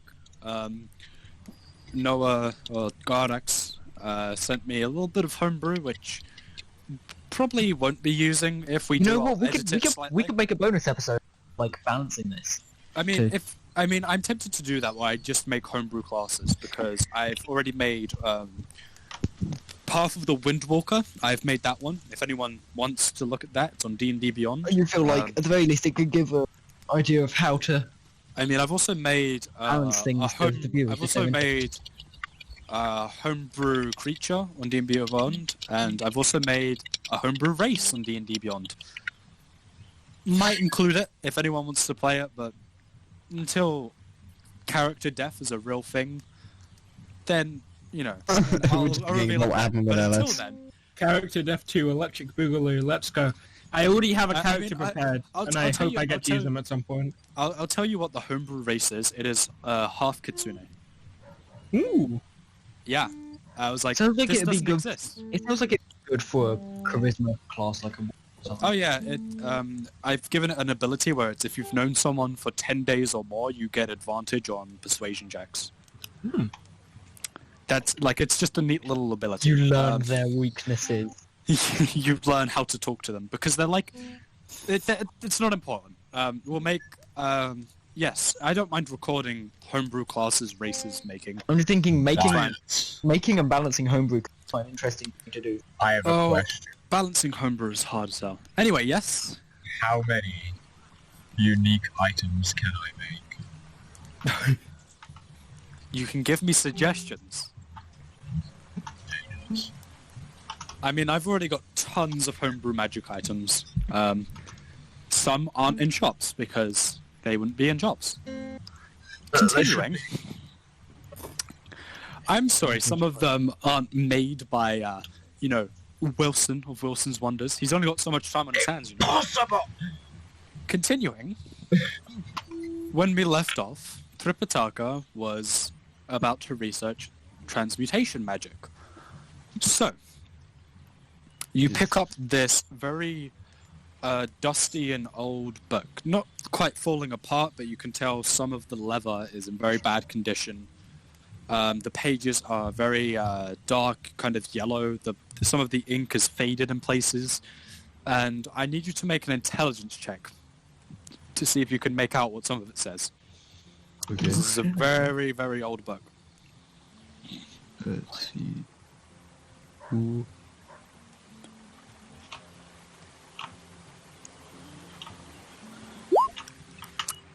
Okay. Oh. So, there are some words that you miss that kind of screw up a little bit, what you learn is transmutation.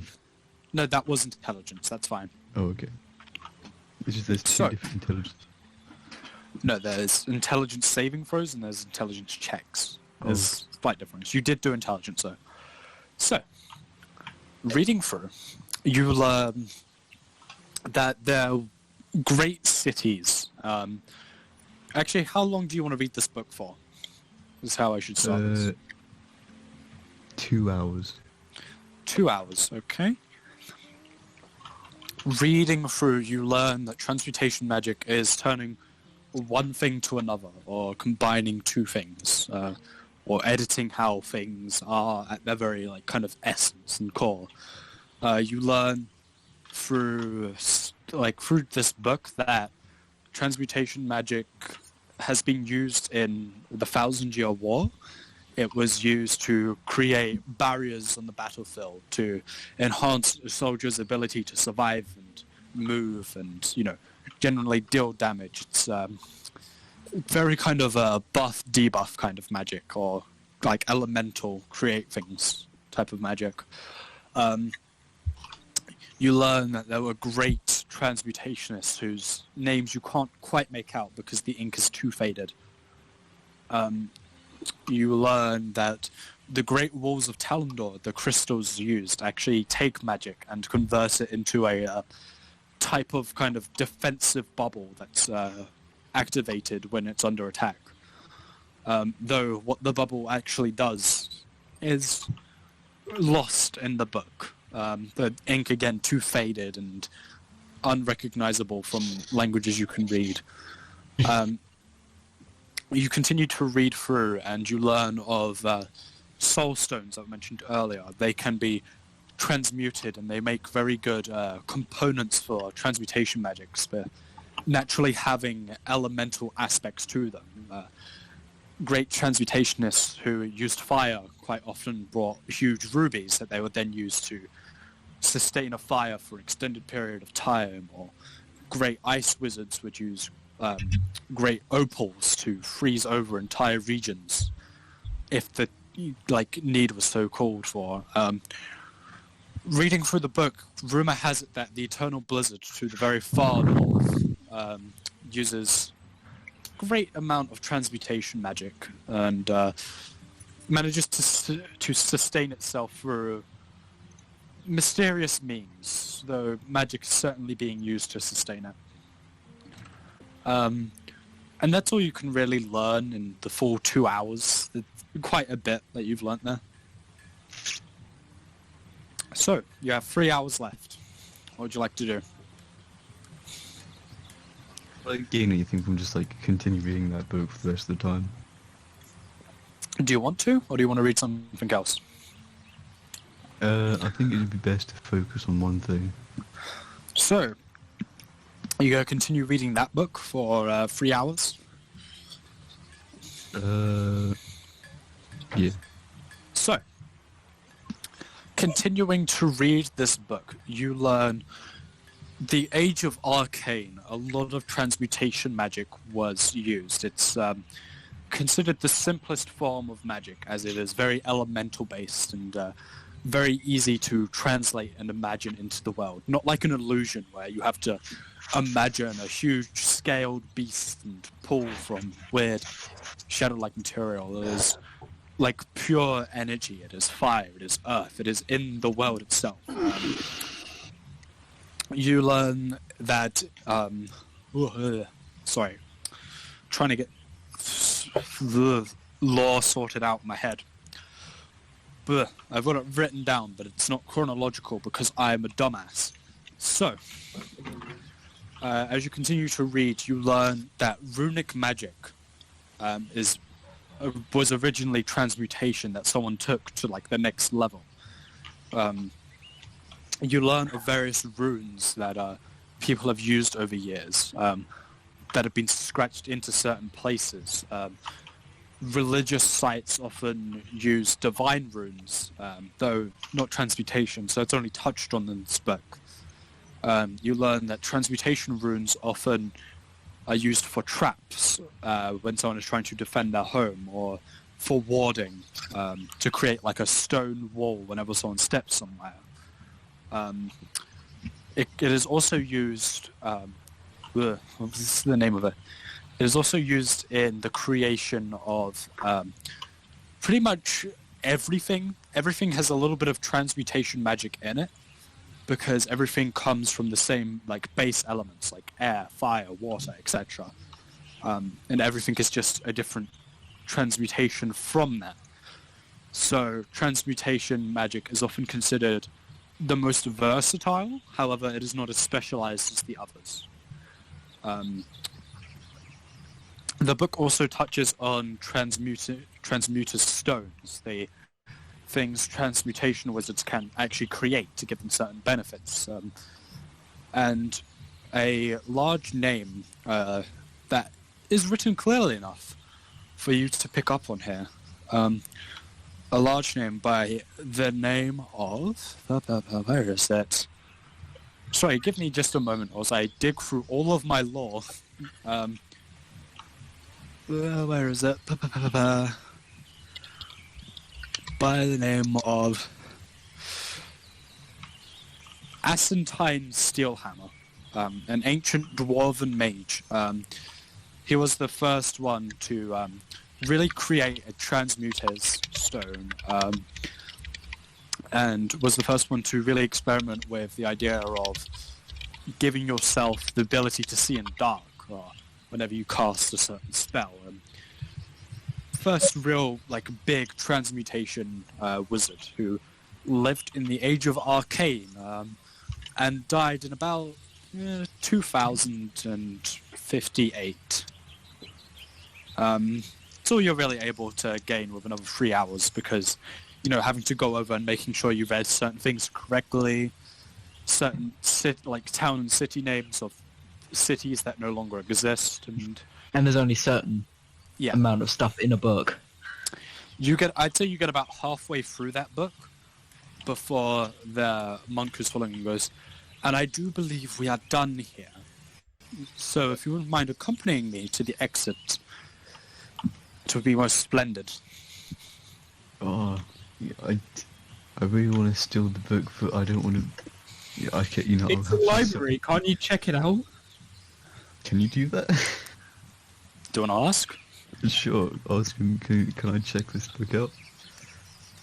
Well, I'm sorry. However, we are not like most libraries, and any knowledge is to be kept here. And unfortunately, your time has run out. So, if you would care to put the book back where you found it, and we may leave. Steal the book. Steal it. Steal the book. Steal it. I want to, but I feel very bad because there's such. You murdered like 3 guards! Yeah, but they weren't monks. I didn't respect them. They were low ranking. Keep in mind that this is also a monk of the Windwalker. Yeah. And if any of you have read over the Oh, I Homebrew have. subclass. Okay. That's why I think it's such a good idea for him to steal. Wait, I gotta read back over this real quick.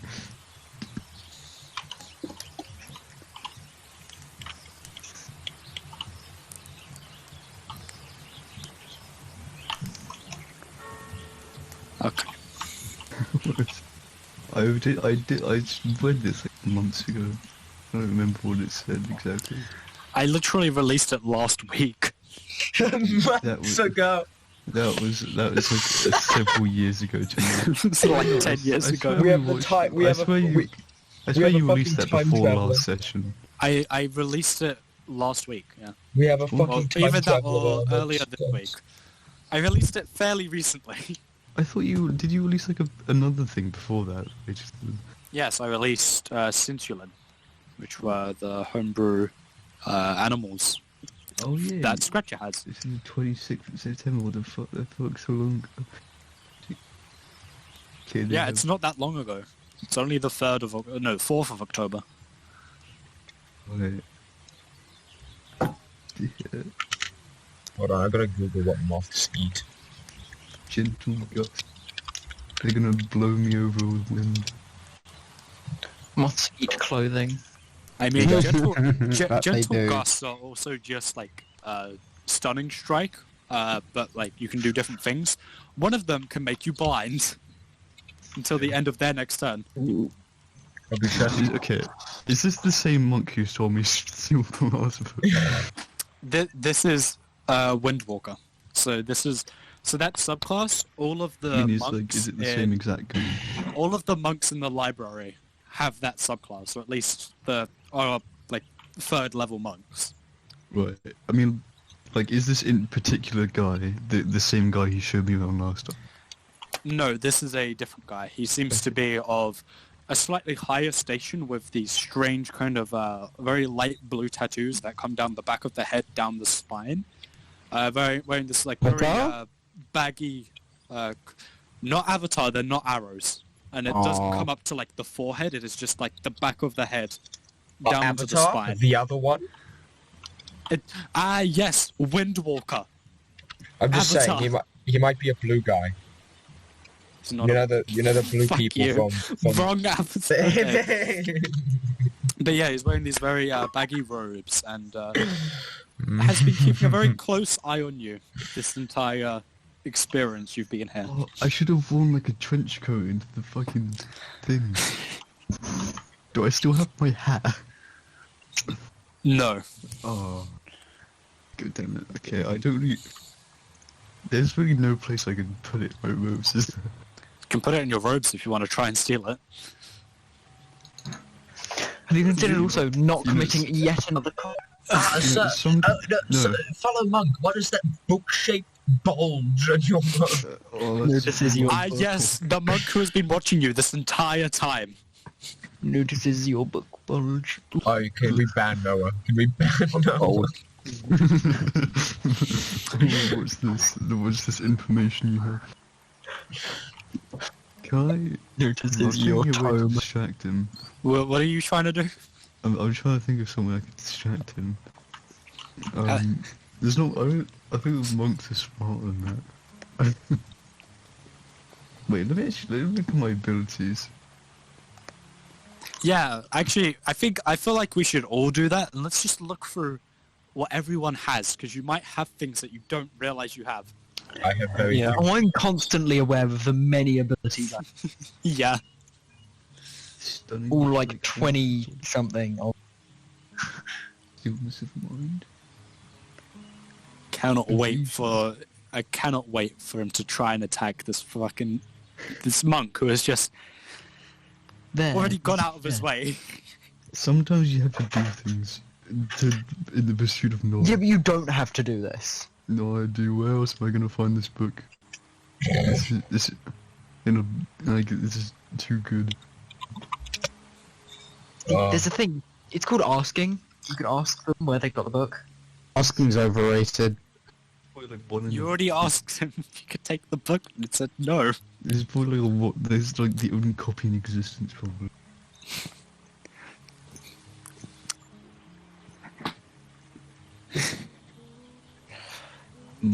I'll let you think about it for a little while longer. What about I could use mobile? I don't even have to hide. I could just run.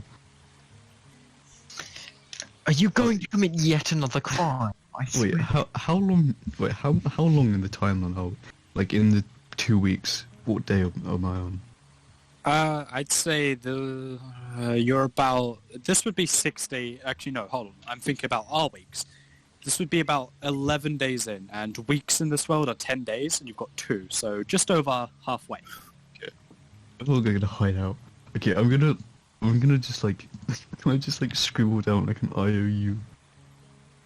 Just actually no, that would be too. Scribble it down on what? Oh yeah. I swear. I will return this book one day. I swear, if we ever come back here. If I do manage to. If you're able to, if you're allowed to come. Yeah. I'll just like sneak it in. Are you saying that out loud, or are you? No.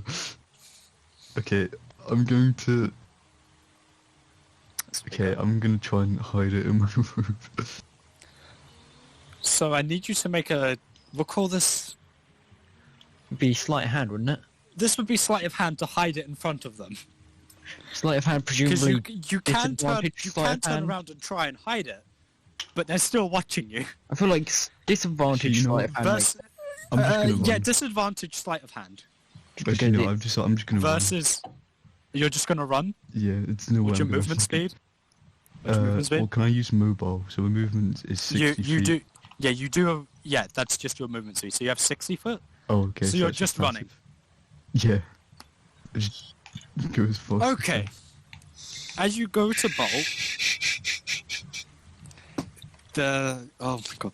So, committing a crime. Hold on. Okay. This monk spends a key point to do dash as a bonus action, and will catch up to you. Catch up to me. Yes, because your movement speed is 60, and I'll give you a little bit of insight. This monk's normal movement speed is 40 foot. Using a key point to bonus action dash brings it to 80, so they catch up to you. And what's your armor class? 17. Okay. So, you take 8 points of bludgeoning damage. I need you to make a Constitution saving throw.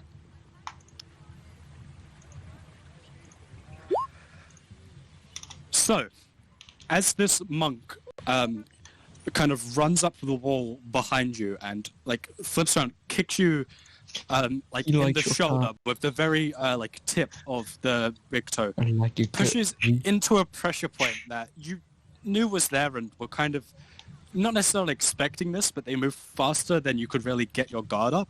And as you did try and move with the blow, they've caught up to you and you are considered stunned. Because they spend another key point to do stunning strike. and while you're stunned in the 12 seconds, plucks the book from you, takes it over, and actually doesn't take it over, moves away from you, and the stun goes away. And goes, please do not try and do anything like that again. Do it again. I'll fucking do it again. No. So you're gonna try? Are you gonna try and get the book and then run? How far away is he? I'd say because it was only 12 seconds and he used bonus action to move, he's about 8 foot away from you, like 10 foot. 10 foot away from you. Okay. I'm kidding. You gonna do it again? I think. Yeah. I think I'm gonna try and like. I'm gonna like just try and snatch it. You are a nasty crime boy. Well, actually, I'll knock him over. I'll try and like try and knock him over. So, as you run forward, he's gonna use his reaction to hit you, because in those 12 seconds it would have been his turn again, and he prepared an action to attack you if you came close again. So, against 17, natural 20. Oh, you're So- fucking doomed. You take 16 points of bludgeoning damage, and I need you to make another Constitution saving throw again. Spends a key point which you overcome barely. This time he Quick save. pardon? Quick, just like F5. Quick save.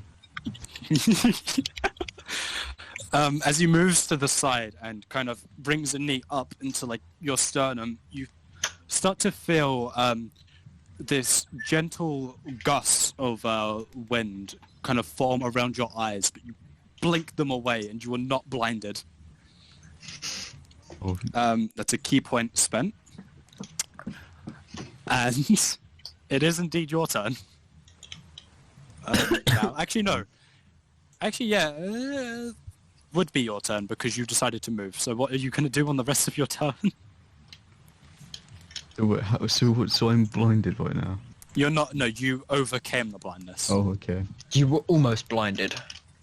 And Because they used gentle gusts to attempt to blind you with gentle gusts in the night. Unfortunately, you overcame, meeting his DC. Okay.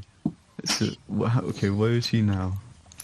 You are literally right next to him. He just moved to the side and is like kneed up into your sternum, and like falls back into a defensive stance, holding the book. Can I use the stunning strike? You're gonna try and hit him. Yeah. Okay, make an attack. Okay, do I do the monk unarmed? You do. Yeah, you do an unarmed attack. That is a hit. Roll damage. Okay. So he takes 7 points of bludgeoning damage, and he's got to make a Constitution saving throw. It should have your key save DC on your character sheet on the right. Yeah. What's your key save DC? 15. He overcomes it. Oh. I've got a homebrew rule where you can only attempt one stunning strike, otherwise it's like 4 attacks, and now you have to make 4 Constitution saving throws. And if you fail one, you're stunned. Because that's OP. Attack, then you can attempt 1 stunning strike, which is why he didn't do like 3 attacks on you. Okay. So yeah, you punch into like just below like just above the rib cage, below like the Adam's apple, into like the throat, attempting to stun there. But at the last minute, he brings up his ribs and takes the hit into his chest, overcoming the stun. Will that end your turn? I feel like we need to roll initiative for this. God damn it. Okay. Hold on, I've been using... I mean, do you? Because they're just trading, like, they're switching. Actually, yeah, they're just switching right now, so I don't. No. Because it's 2 No. people, so it's always going to be one person goes, then the other. So is there anything else you'd like to do on your turn? You've used your action. And that's it. That's all you've done. You still have a second attack if you'd like to use it. Yeah. Yeah, if you are just attempting to hit him now. Yeah, sure. I'm just gonna fucking hit him as hard as I can. Alright, punch. Another monk unarmed attack then. That's another hit. It's another 8 points of bludgeoning damage. So right now, that is 15. He's just doing his job. You've still got a bonus action, and you've got I think it's 5 foot of movement left. No, you've used up 5, so you've got 55 foot of movement left. Okay, so he's not stunned or anything, so No, he's not stunned. Okay, so... And you can only attempt one stunning strike. Okay, well, can I do that now? You can attempt one a turn, and you've already tried, so no. Oh, okay, yeah. You've got a bonus action and 55 foot of movement left. Hold on, I gotta get fucking music for this. I like jump on the ceiling. Actually, you can run up the bookcases if that's what you want to do. Keep in mind you haven't gotten the book yet. Oh yeah, that's true. Okay, I'm just gonna... Wait, so do I have an attack, or do I use up all that? You've got a bonus action that you can use to make another unarmed attack. Okay, I'm gonna use the bonus action for now. Oh my god. Yes. So, you're gonna make another attack? Yeah. Excuse me. A 10 does not hit, as you go to bring the leg up for a big old axe kick this time, and at the last second he just kind of sidesteps and you hit the back of your heel on the floor. You have movement now. Do you want to try and move away? Do you think he's doing too much? No, he's fine. He looks relatively unharmed. Oh, okay, I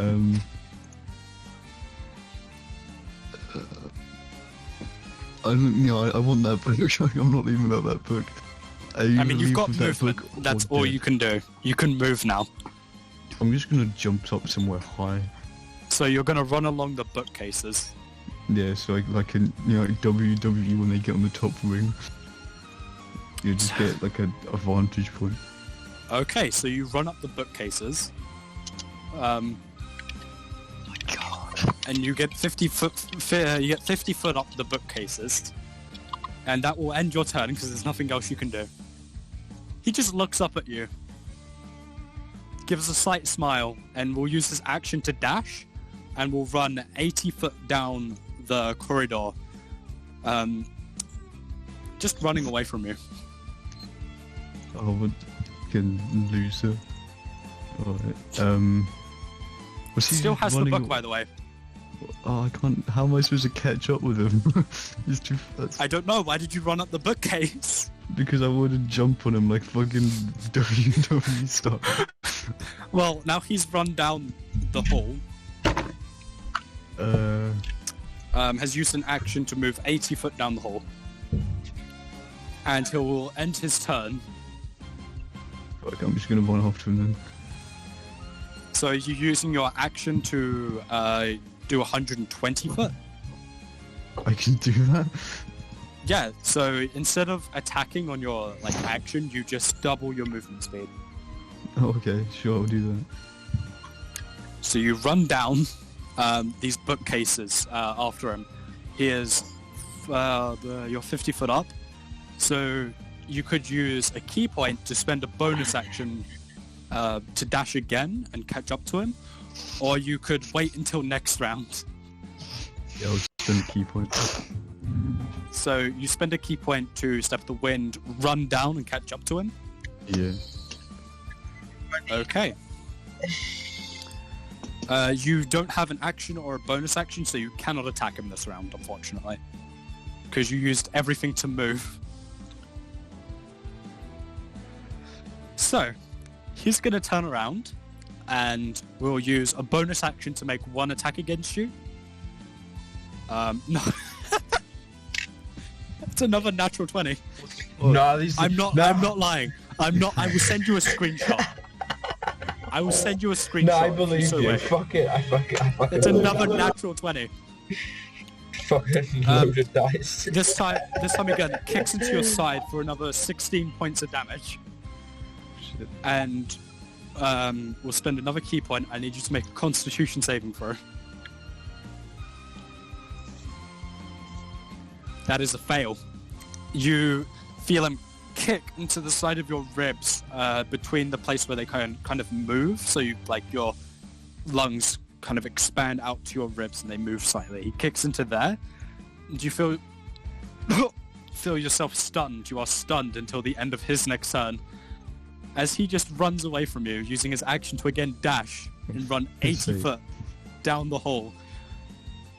You are considered stunned on your turn, so you essentially miss a turn. You can't do anything. Comes back to his turn. If you want to know, actually, I'll tell you exactly what stunned does.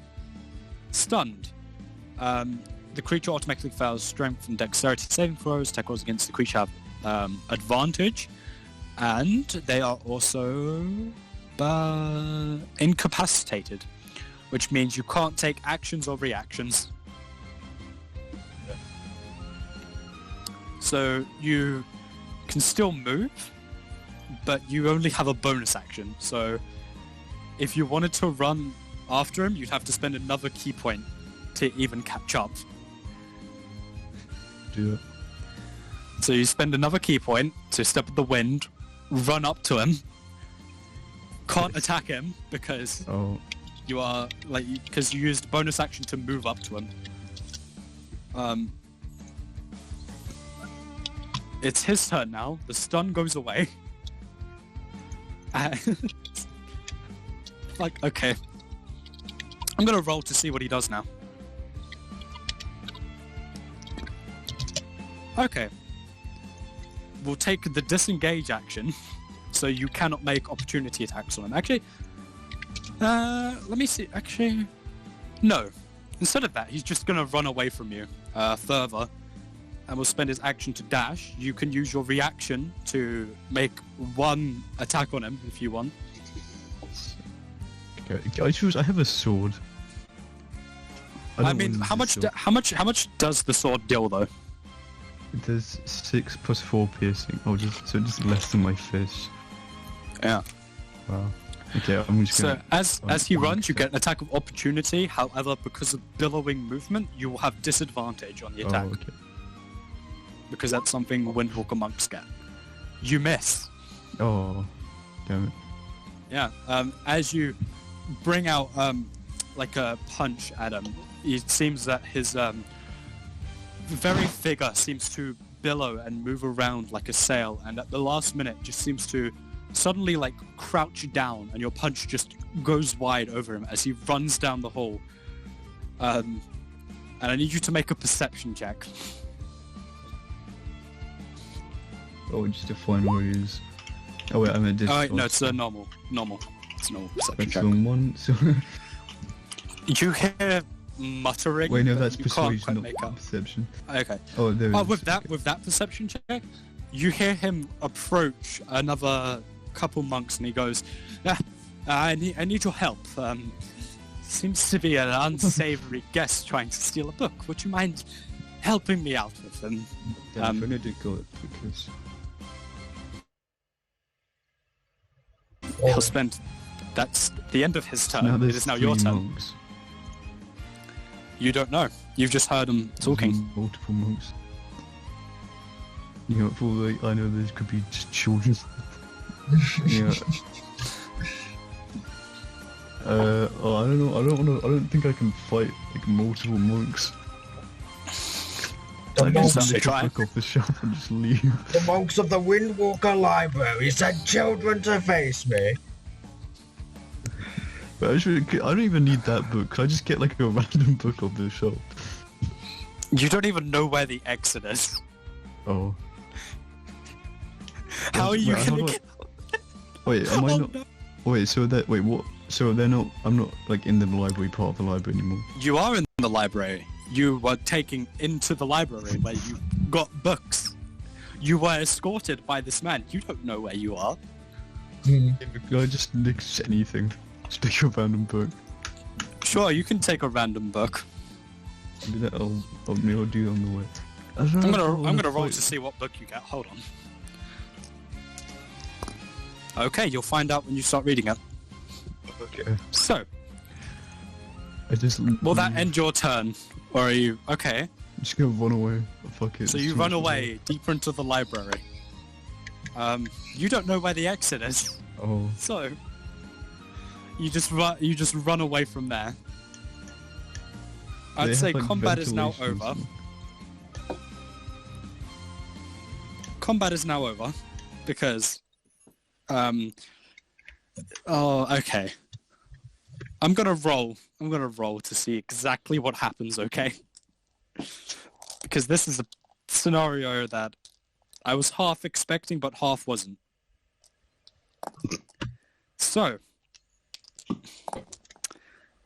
after some time passes, and you spend a number of hours in the library, just moving around, trying not to get found out.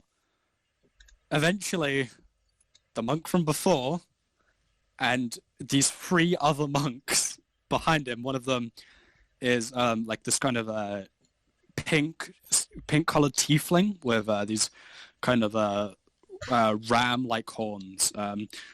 These tattoos, these like kind of sky blue tattoos adorn her arms, wearing similar baggy clothing. A large Goliath monk who is like...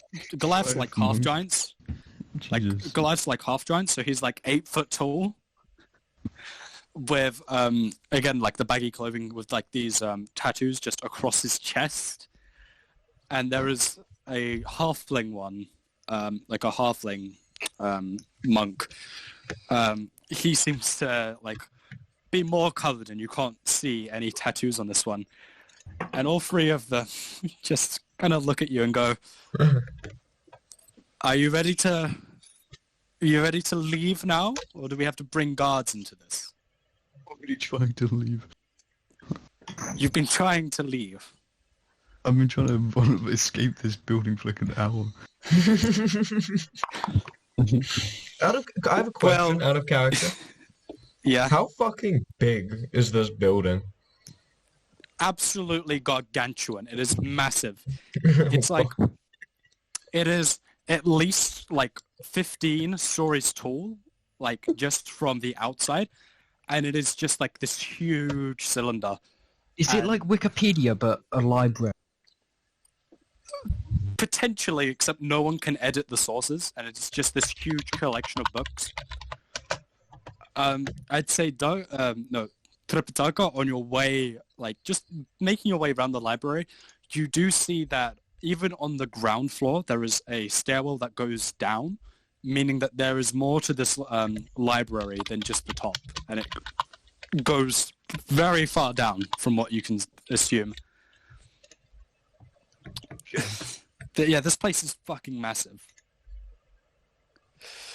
Right. Put my medieval ambience back on. Just to set the tone. And how far away are these, like, this giant and everyone away from me? What, all 4 of them? Yeah. They're about 10 or so foot away from you. The one from earlier, the human one who was escorting you when you weren't attacking him, is at the front of them and he approaches you and goes, "Now, if you would like to return the books that I'm sure you have on you," sees that you are currently holding a books book. in my fucking pants. Yeah. I have never seen a book in my life. Notices the 5 books that you have so gracefully hidden from him. And he goes, "If you'd like to return those," and we'll say, "For what you've done, 150 gold pieces, and we won't bring guards into this." Hemorrhaging money. I don't want to have to borrow money from. I mean, we could find you more. You do realise for I have assault of a member 6,000. of the 150 is Windwalker. like hardly anything.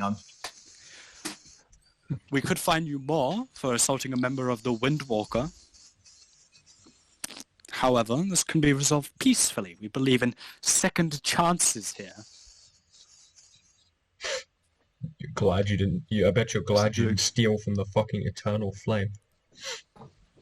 Because it would have grounded me. So, please return your books, and I will escort you out. You can see like a very forced smile on his face. You can tell some of the veins are just bulging on the forehead. He's about to snap. I just run in the opposite direction. I swear to God. Then return your books, pay us 150 gold pieces, and all will be well. Am I not allowed to run? Is this like the end of the room? If you try to run, we will catch you. Oh, sorry, I didn't mean to say that to him. Oh, is that not in character? I'm not like asking him permission to run away. To be fair, they probably will catch you because there's 4 of them and they know the line better. You'll get lost again. Can I make a perception check to find my way out? Or is that too much? In this scenario, no. You're too deep in the library for the exit to even be in sight. So there's no way I can just leave. There's no way I Okay, can possibly find my way out. for context, there's literally from floor to ceiling, it is just bookshelf. Good. And in fact, as you've been walking around, you've seen a couple monks just kind of walking on air, like high above, and just browsing. So, and you gather those are probably very high-ranking members. So you would know very high-ranking members can fly or seem to walk on the wind, like the name suggests. Yeah, it's almost like that's their whole thing. Yeah, it's almost like, yeah. That is scientifically impossible. That doesn't make sense. I'm sorry. Oh my god. I'm sorry, we're playing Dungeons and Dragons, well, wizards and fucking magic that will turn you senile. Oh, I love my life. He repeats again and he says, return the books, 150 gold pieces, and you may leave. We believe in second chances here. And you see the smile get a little bit more forced. Okay, yeah, I don't think a single one of these antics have gone well. Yeah. Are you starting to notice a pattern? God, I don't know. I think they've gone well. Makes for an interesting I should story. have just hidden it in my robe. That would be so much easier. I mean, you don't really have baggy robes, do you? No, I guess not. Whatever bag that is left is taken up by this man's bulging fucking muscle. Yeah, because he's fucking buff. Okay, I guess I'll just give him the book. You hand over all of the books you took. How many books? He gracefully just takes them and hands them to the huge Goliath, who kind of raises like a monocle and looks over each one. Gives a slight nod. Very well. 150 gold pieces and you may be released. About that. I kind of don't have 150 gold pieces. Did you leave your money outside? I do not have money. To be fair, he did kind of leave the money outside. Left me. Very well. Very well. Yeah, In exchange for 150 gold pieces, is there anything you are willing to give up in exchange for these 150 gold pieces? And perhaps a new book for our collection. Oh yeah, what about this book of Draconic Magic? If I got like at the pound store. Picks up the book from you and flips through it. Then the book, by the way, is like a very old, kind of very hard leather-bound book. Some of the pages are slightly misaligned. The parchment is very yellow. And goes,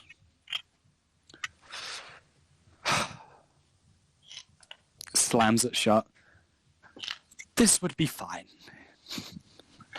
Now, if you're willing to come peacefully and leave the library with us, you may. I would give you the book. Take me.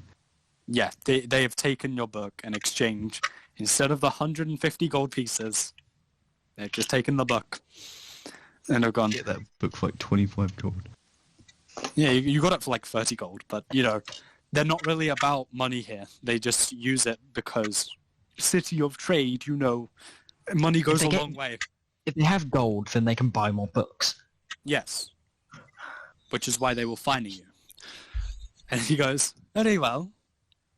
Follow us then. And slowly turns. The rest of the other three are just keeping a very close eye on you, making sure you fucking run off again.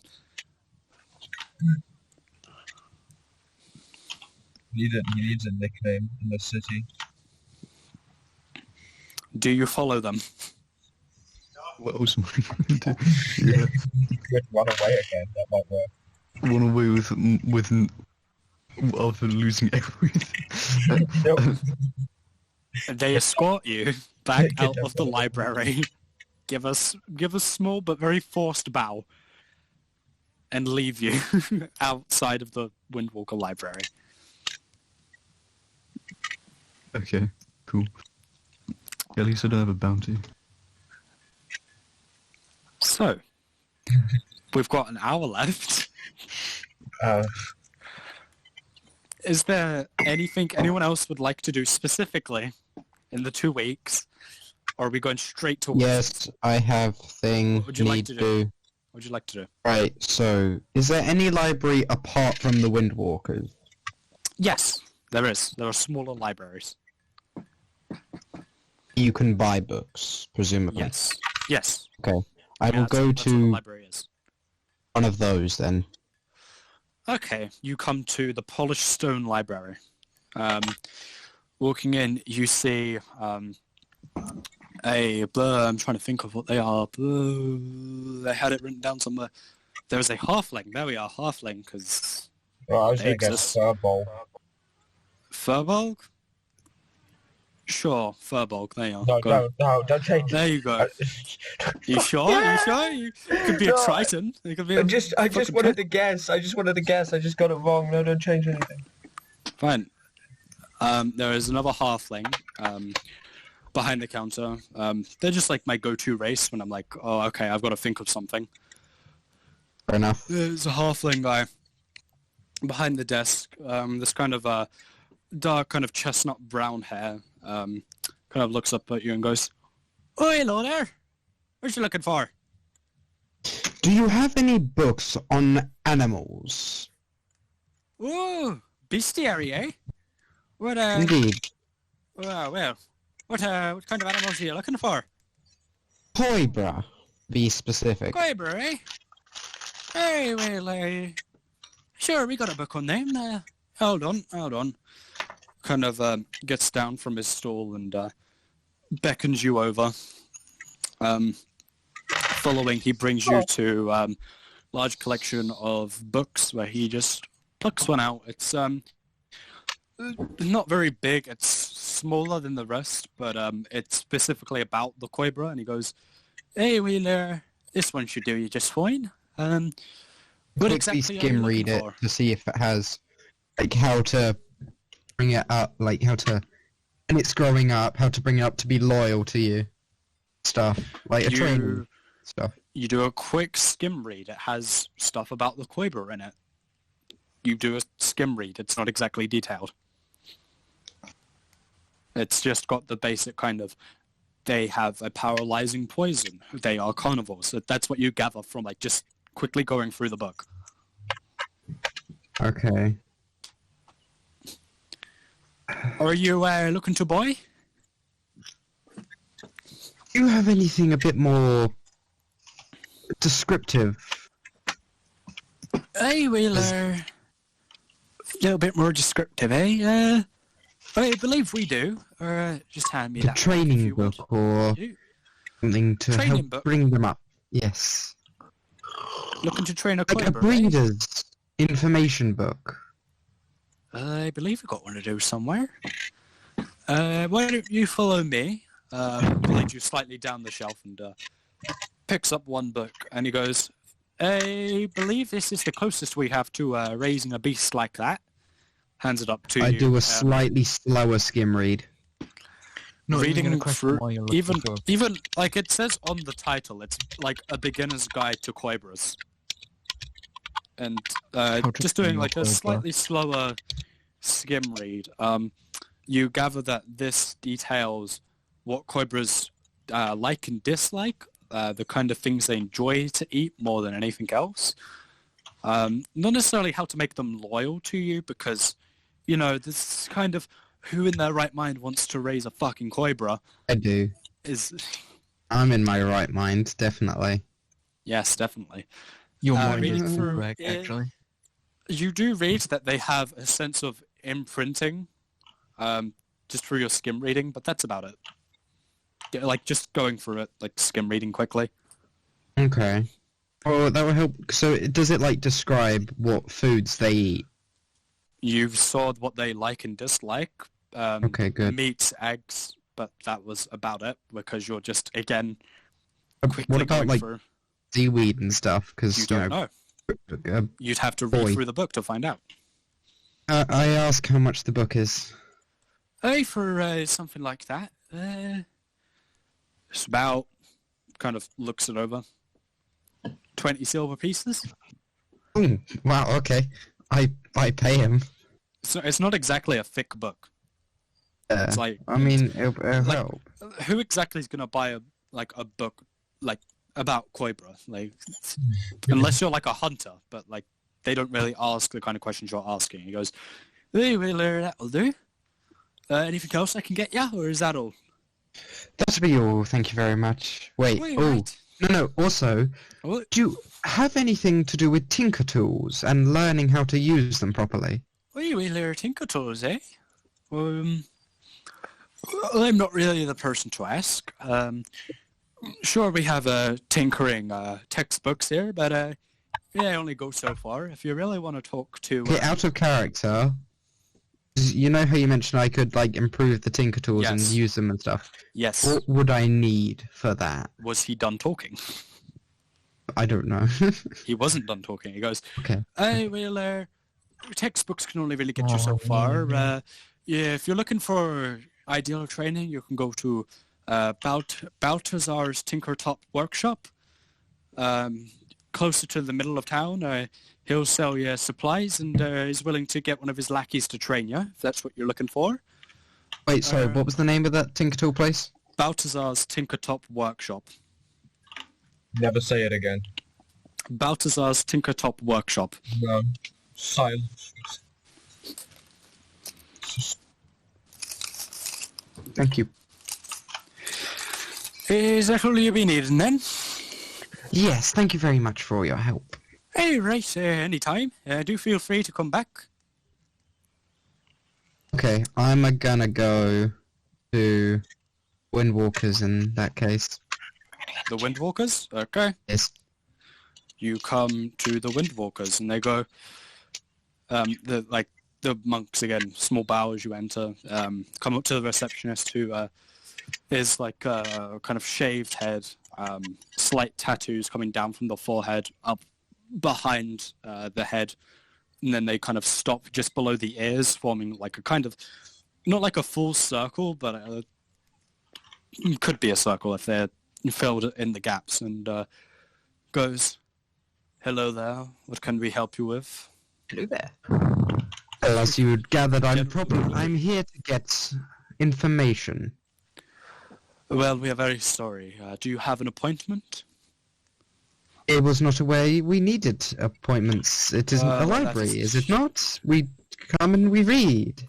We are not your normal library. We have record accounts of almost everything that has happened in history outside of predating Edorea. And we do not like it when knowledge is stolen from us or purchased. We do not give away knowledge for free, though we do try. And appointments must be made, so you may be escorted by one of our monks. However, the only appointment that is next freely available is in 2 months' time.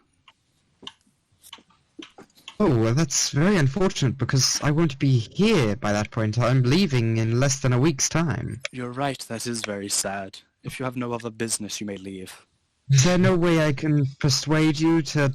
for a very short while, I assure you? No. You guys ruined it. God damn it. Ruined it. Well, recently we had a member who did not make an appointment attempt to steal from us, so we are on higher alert than usual. I have an idea then. If you are willing to compromise in this area, if I give you something valuable of mine to hold on to until I am gone, so I look round, you hold on to this. Therefore, I wouldn't run away because you have something very important to me. Donations are always welcome. However, we have a lack of monks right now, so we cannot have. You guys ruined it. God damn. We didn't ruin it. Yeah, literally, the first time you came to the Windwalkers library, they literally told you they didn't have appointments open for Make 2 an months. appointment. This is not new. And every time they've let us in anyway to walk around with someone. They let him in for 1 hour because he was another monk who was looking for knowledge. And that was it. That was the exception. Not even my... You can continue to try and barter with them. Yeah, not even my, like, big pocket persuasion roll. Didn't understand any of that, so I'm going to continue. Oh, fuck. How much would I need to donate to be able to slip slightly higher up the list? Well, depends what you are willing to give. Knowledge is always welcome here, and the less likely we are to have it, the higher you will be put on the list. However, there are no free spaces until 2 months' time. Again, people who have already booked are being attended to right now.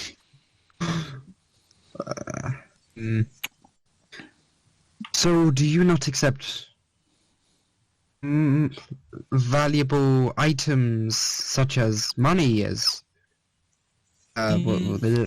donations, or are you merely knowledge collecting? Donations are always welcome. We've got all manners of artifacts, in fact, stored among our deep collections. However, in order to make an appointment, there needs to be an available space, and there is not an available space for 2 months. What if I requested a book be... I'm presuming we're allowed to take notes of books. Notes are fine. However, removing a book from the library is highly illegal. And I completely understand that, but would it be... I know it must be an absolute pain, but would I be able to merely get one book brought to me and I note down what I need to know, then be on my way? Therefore, I am not intruding into other people's time and space. We've had this happen before, and the monk was killed and the book stolen. And so we cannot let that happen again. I'm sorry, but your request has been denied. Oh, for fuck's sake. What can I do? Have you considered not bothering? I need to know! I just...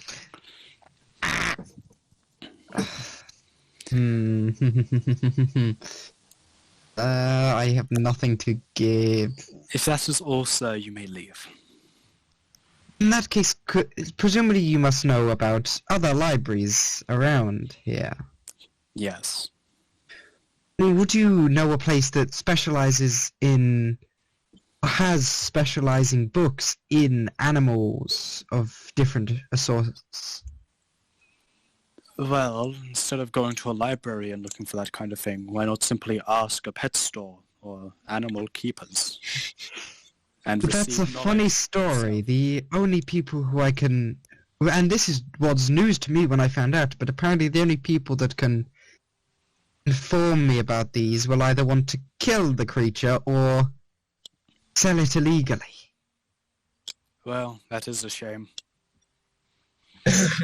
Anyway, that's thank all you the for your help. business you have here today. You may leave. Tripitaka ruined it. You made them untrustworthy. No, you made it better.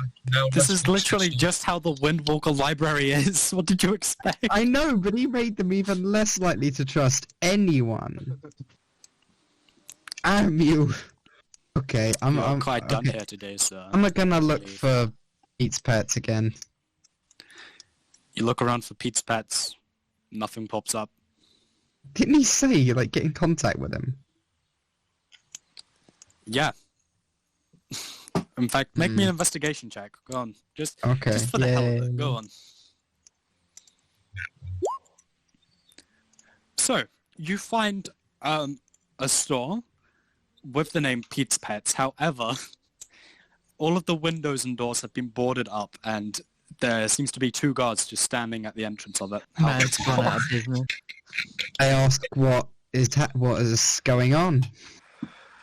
Well, recently there was a scandalous activity found out here that apparently illegal beasts were being sold.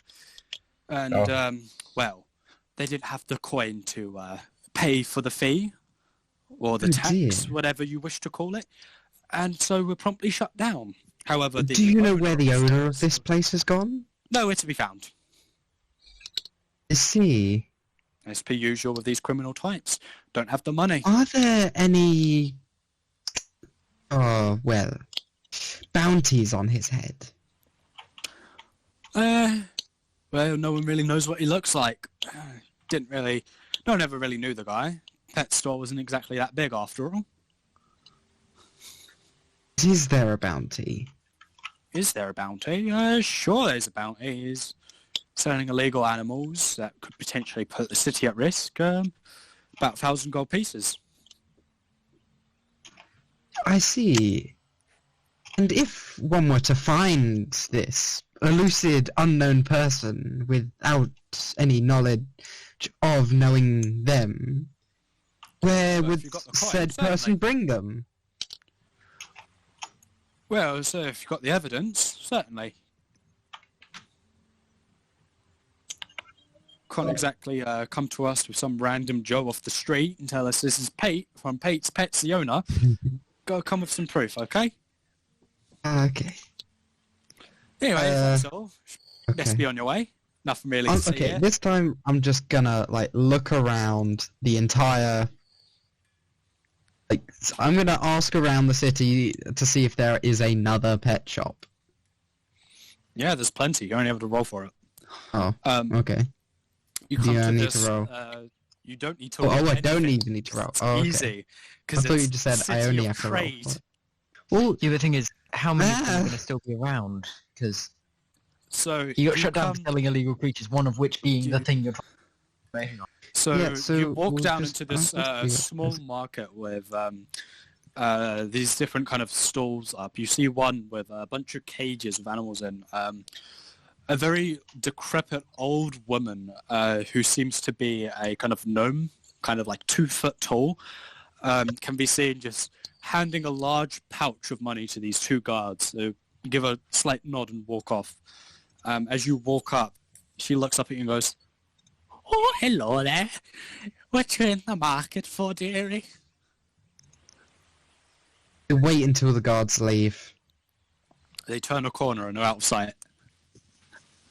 I was wondering, you seem like a very knowledgeable person.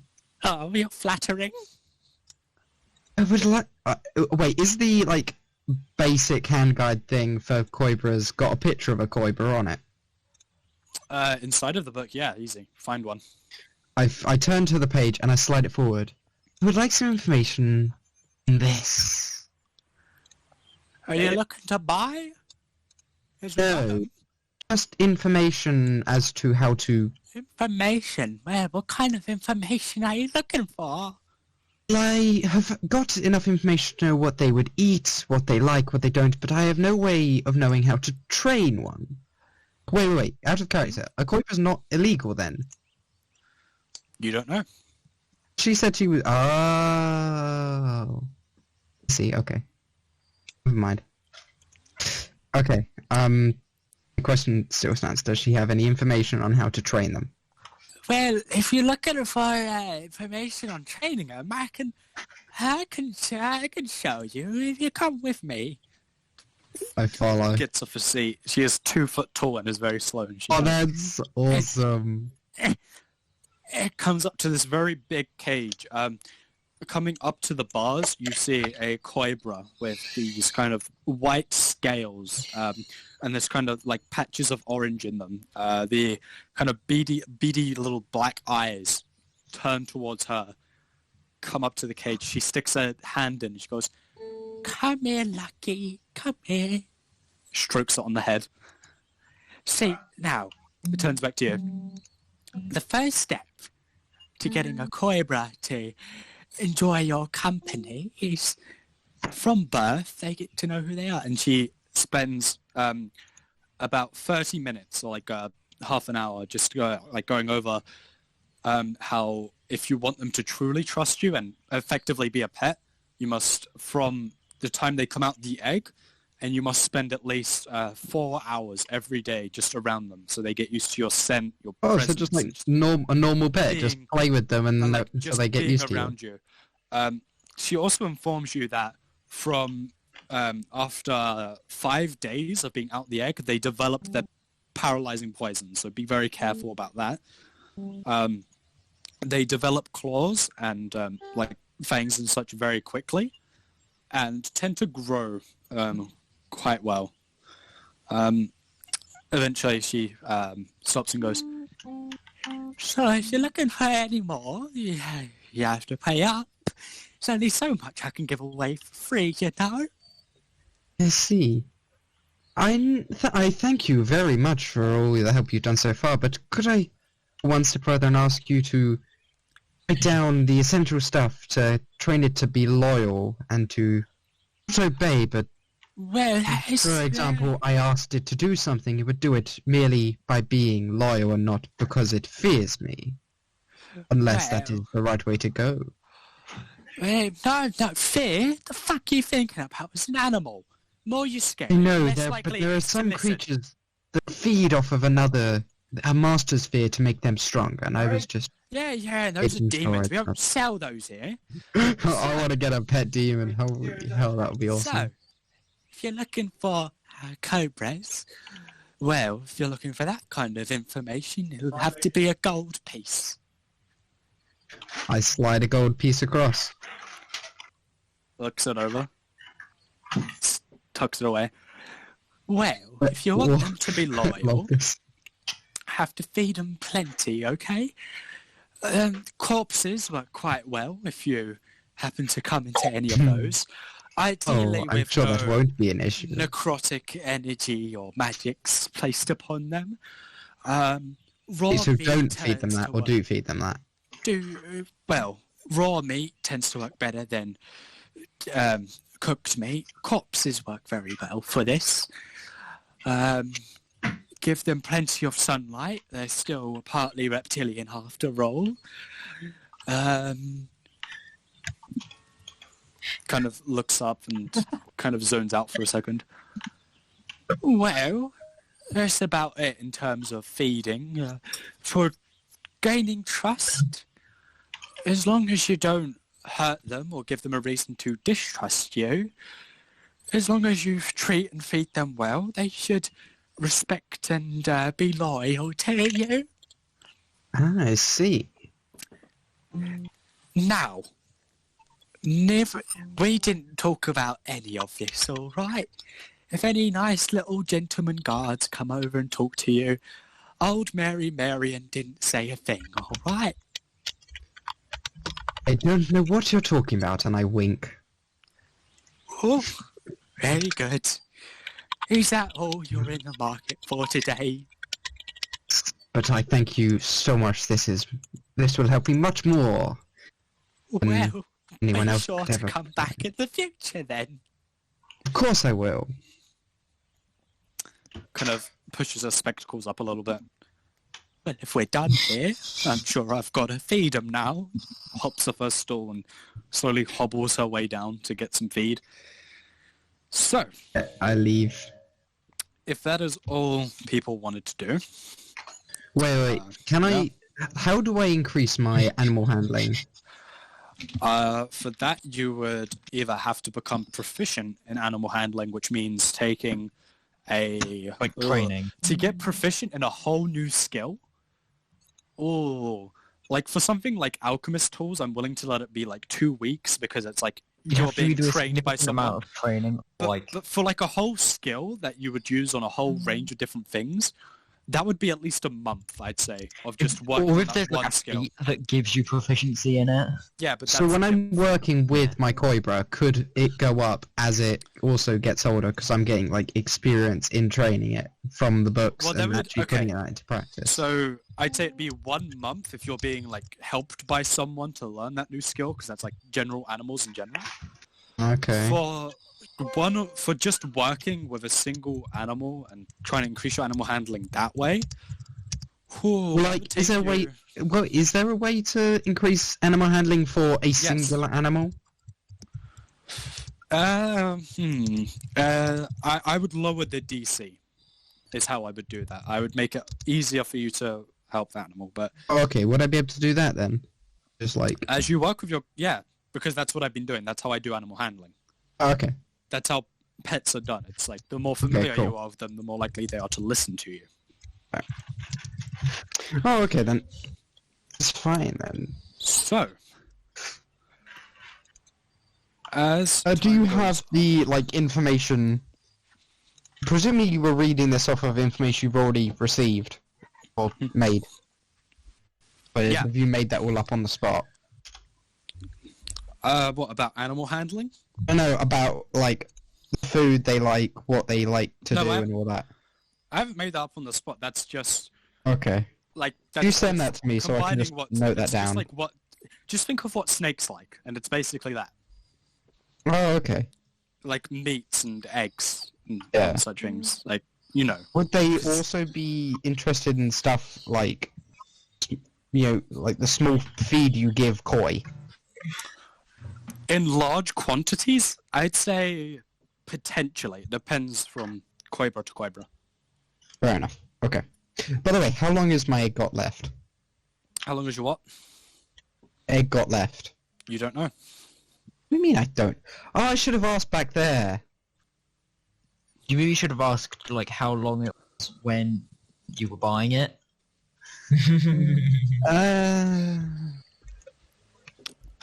Maybe. So, now, Ellis, are you there or are you just... Yeah, I'm back. Okay, you're there. So you just muted yourself. Okay. So now that everyone's done what they need to do, Wilson's! Hell yeah. Who's going to Wilson's? I've got it written down. I will. So, is everyone going to Wilson's? Absolutely. Yes. 1, 2... So, Tropa, are you going to Wilson's? Yes. So, I will say, conveniently, all on the same day. Well, we would go all to meet back Wilson's. up at the tavern, right? Yeah, well... Yeah, we meet up that's at the fine. tavern and we'd like... It's not really convenient. We probably all were like, oh, I want to go to Wilson, and then everyone was just like, oh yeah, that's all I good. gotta take a big sip of water because A a lot of sip. stuff. I'm gonna close my door. Isn't kind of a whole point of a sip is it's not big? Just a small big intake slab. of water. So There the you thing go. is, there's a difference between a big sip and a regular. A regular drink. Sip is a sip. This is beside the point. So, Yeah, but it's on the high end of sippage. so as you go through, you do see a large building. You see a Wilson's, but it is not known as Wilson's World Wonder. No, Wilson's Wonders. It is known in Talendor as Wilson's Grand Emporium of World Wonders. I love that. It is like a longer sign. It is a big, big sign. The building itself seems to be like 4 stories, each one a separate color, starting at the bottom with a red, then a purple, then a dark blue, and then a turquoise at the top with like this kind of orange kind of trimming around it. Time to spend all my gold. Yes. There is a purple and teal bead curtain that hangs where a door should be. And inside there is this very big sense of busyness. Not like it's cramped, but you can tell there are more people than there were in Sarandow. There's like, looking around, it's bigger than normal. It is like about 50 foot by 60 foot. It is a huge room, like a huge shop that has like 4 layers. and there seems to be about like 8 or 9 people on each floor.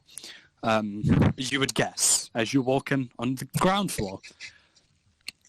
It is huge. There is staffs, there are cloaks, boots, amulets, all different kinds of things just across the walls and shelves in kind of like, not like barrels, but like, what are they? Where like, you know, like the kind of boxes where the top is open and they got like a small thing, like A crate. yeah, like a crate, but more professional looking. Like permanently installed with like scrolls inside that say what they are. Oh yeah. Like showing kind of thing. Yeah. Behind a counter sits a half Triton man, like this kind of slightly scaly skin, this long kind of black line that comes down the middle of the face with what seems to be like a huge aquamarine kind of circle on the center of the forehead. Kind of looks over to you and goes, welcome to Wilson's Grand Emporium of World Wonders. What can I help you find today? Are you looking for Wilson himself? Yes. Addressing the party as a whole. Yes, Wilson would be. It would be great to see Wilson once again. I'm sorry, you know him. I zoned out for a minute. What the fuck? Same. We're seeing Wilson. Yeah, My I know. Discord loads, I'm back. I'm sorry. My Discord died, I'm back. He I asked heard- if we wanted to see Yeah, Wilson. I heard like I've heard like the rest of the party. I was like, oh yeah, fuck, I'm playing D&D. Forgot about that. How did you forget you played it? Listen, my brain forgets what fucking day it is. Shut up. That's true. And he goes, so, do you want me to take you directly to him? Absolutely. Very well. Follow me. And he brings you up one flight of stairs. On the second floor, you see it is very much themed to be around... this would be the purple floor, so it's themed around kind of very archaic things, very purple color aesthetic going on. Many like very dark purple robes, crystals, like different kind of magical wax seals. He brings you up to the red floor. No, red floor, bottom, purple, a dark blue. There we are. Sorry, I'm getting shit confused. A very dark blue room on this level. Things here seem to be based around water and the ocean. And then he brings you up to the final floor, which is turquoise, which seems to be a large fitting room where he seems to custom make magic items. And you see him fitting, like measuring out a small gnomish man, this kind of very dark green cloak. He goes, that should be that, and looks over to the party. Oh, why, if it isn't you, I remember you. You were from Sarandauer, if I remember correctly. Correct, you are. Very well, very well. Who has a passive perception of 15 or higher? Well, At 20. Oh, Jesus, okay. Oh, yeah. I have Let me have a 15 look. passive perception. So 15. 14, one off. Oh, you suck, Nick. You suck more. Okay. How I have 20. Yeah, So, 20's a bit higher. Those of you with 15 or higher notice that 20 is the amount of- Wilson seems different here. He is slightly taller. He is not as portly and large as he was in Sarandauer. His eyes are actually a slightly So he's been different working color. out. Oh, His hair is simulacrum. actually a lot longer and tied into a ponytail at the back. And goes, What the fuck? Is this a So- Nurse Joy situation? Like, you Oh don't no, know. I know what's happening Those are here. just the things you notice. I know what's happening goes- here.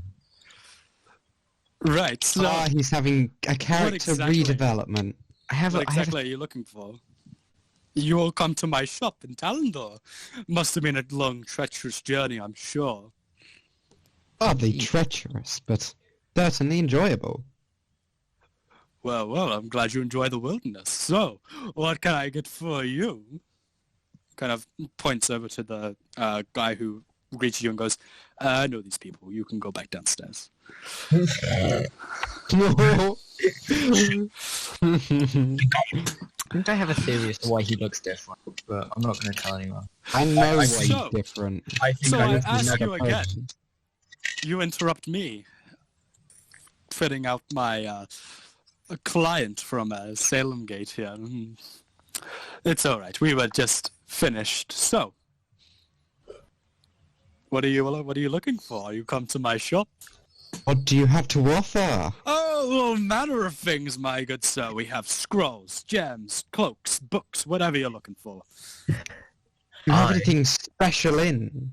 I'm going to... Special. You want to open up the list of magic items? Well, we recently got, let's say, a tome that was a joint effort between me and one Miss Alveria Hawthorne, who I must say is a fine jeweler. Is it a Yes, yes. Well, I know Ethereal. Oh, yeah. Oh, you know her, do you? Yeah, she's quite the fine jeweler, if I say so myself. That was out of character. Oh, it would seem that you've picked up a few party members. Where's the one who I sold those T-shirts to? Alive and well. So you know the Krieg down now, where the boat sank. So all of you spoke at once there. I didn't hear a single one of you. Let's see what we got here. We got a little cleric of sorts here. Worshipper of... Takes a look at your holy symbol. Later, not a bad choice, not a bad choice. And... Yes, religion is choice now. You can just very muscular man. Ooh. Right, Wilson. Wink, wink. Hey, listen here, Doug. You're stealing my thunder with Wilson. Anyway, You're stealing my thunder. I digress. I am Wilson of Wilson's Grand Emporium of World Wonders here in Talendor. So, I've introduced myself. Why don't you introduce yourself? I write down something resembling an introduction. Kind of pulls up some reading glasses that were around his It's neck. a bit sloppy, because obviously my coach hasn't been to sleep for 5 fucking days. Well, Scratcher, it's a pleasure to meet you. And he holds out a hand for you to shake. I don't shake his hand, and I do finger guns instead. And his hands immediately go from going out to shake to finger guns back, and he goes, Legend. So, Love this man. I've met you, and who might you be? Now turning to Tripitaka. Name's Tripitaka. Don't get it twisted. I had no intention. Well, Not welcome to locate my your name grand in any way. emporium. Lovely guy. What may I help each of you find this fine day? I'm just going to roll an investigation, see what I find.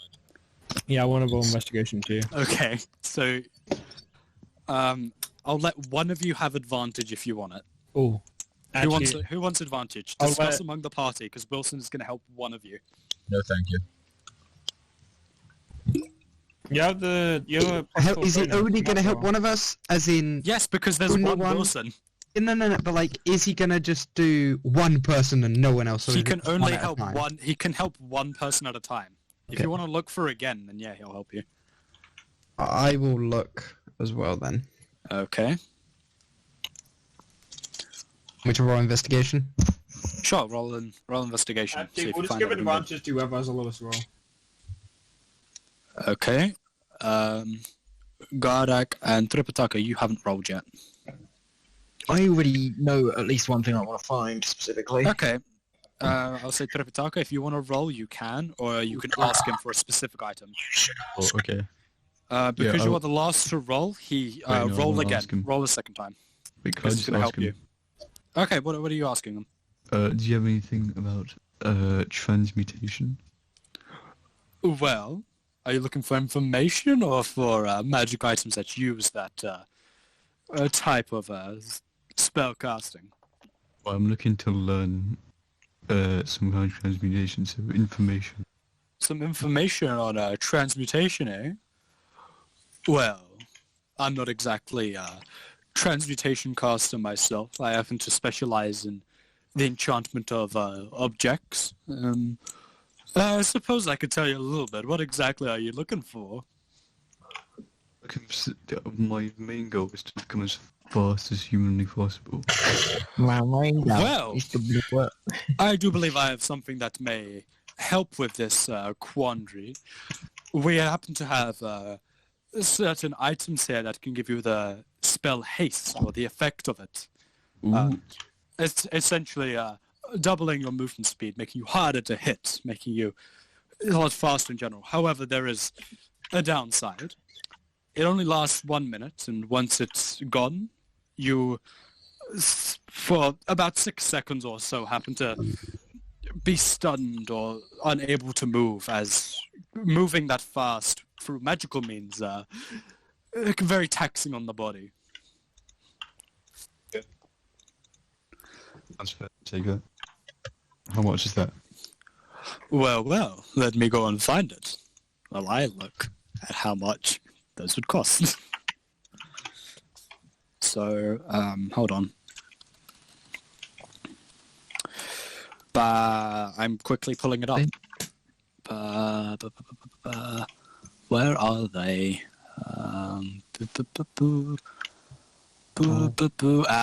That would be... okay. Sorry, I just had to look up how much they would cost. So... I'm quickly getting it now. Comes up, brings you over to this pair of boots with these kind of markings all the way like down them, and he says, "Well, these when you click the heels together, happen to give you this effect. These are boots of haste, if you'd be so kind. And well." Right now, they're priced at about 2,000 gold pieces. Not exactly the easiest thing in the world to make. Bit outside of my price range.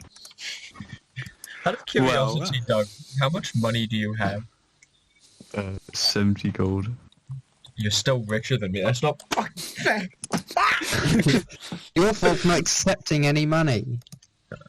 It's not my It fault. goes against the aesthetic. It's not plant-based. Exactly. Do you have anything else? Like maybe. Well, what exactly? What else are you looking for? This is well, the closest thing I could find to your request. Do you have any like books or something? We're not a library here. We happen to be a magic items shop. You have a magic book?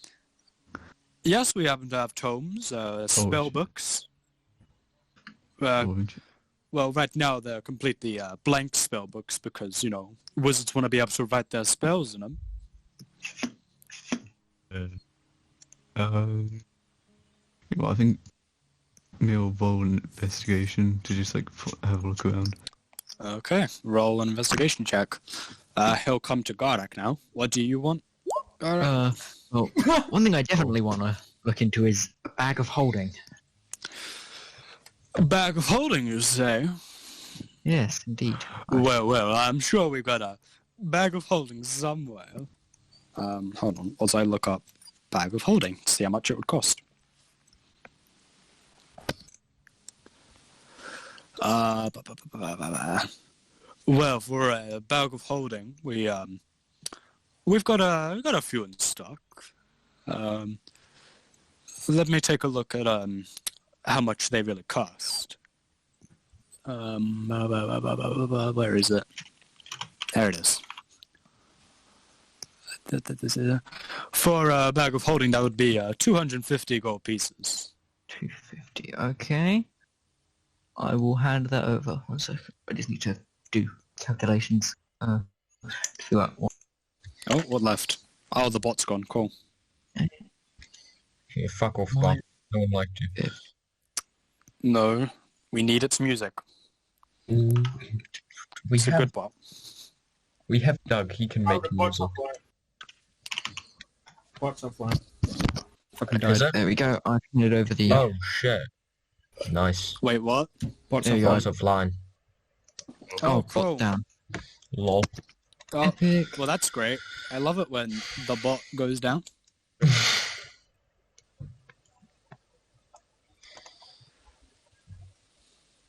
But yeah, so I have handed over the gold. Right, well, very well. Thank you very much. This will be very helpful to your party, I'm sure. Give me a minute whilst I try and get Roll20 to actually work with me so I can give you a handout. Because the bag of holding handout doesn't seem to want to work for some reason. Because instead of writing it, I can just drag and drop it and give a handout. Oh, yeah. Oh, is it working? Yeah. But, oh, the bot's back. That was weird. Oh, I didn't want to do that.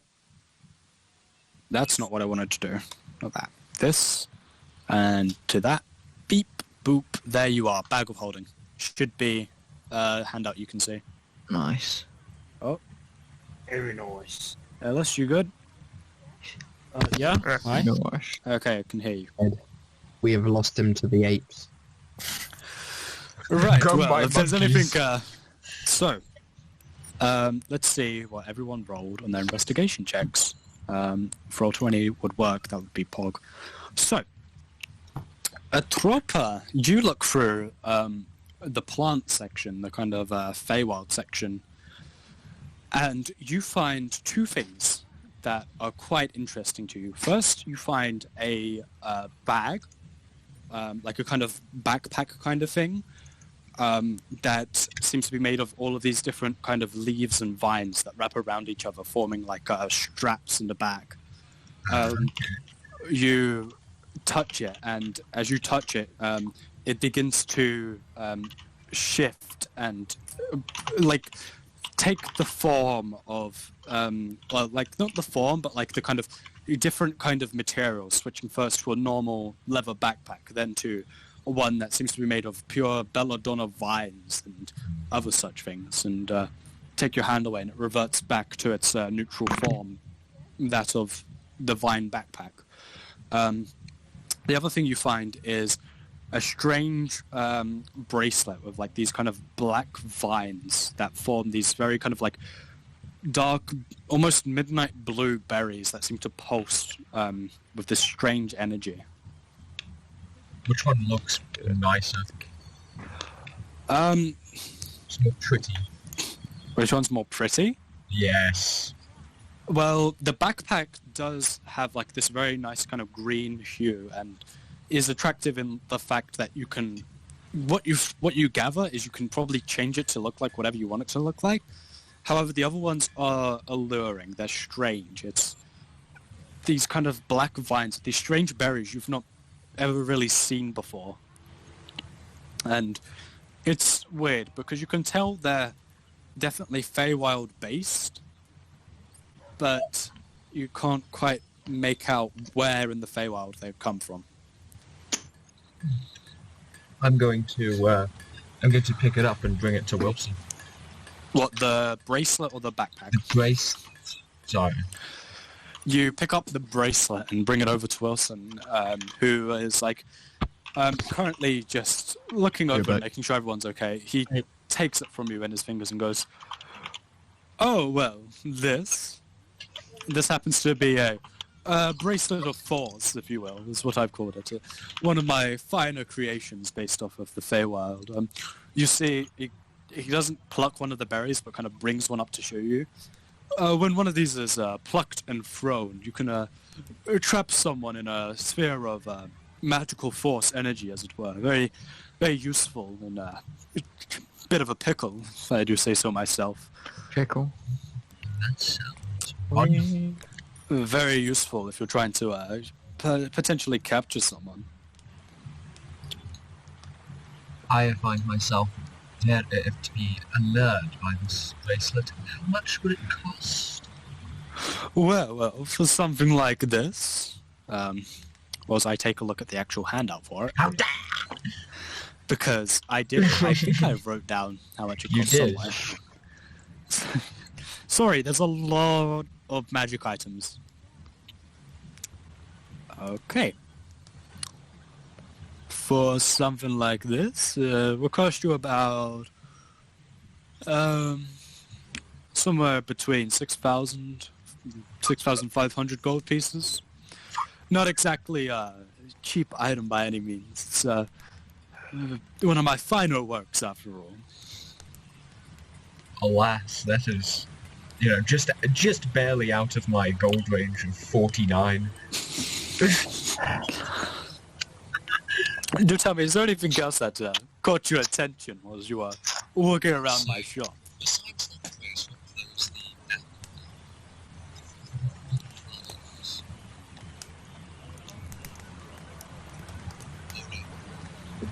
Hmm? Hello? You okay?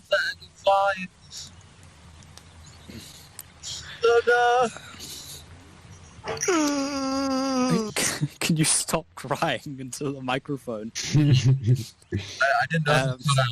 Do you bring him over to the bag of like the backpack?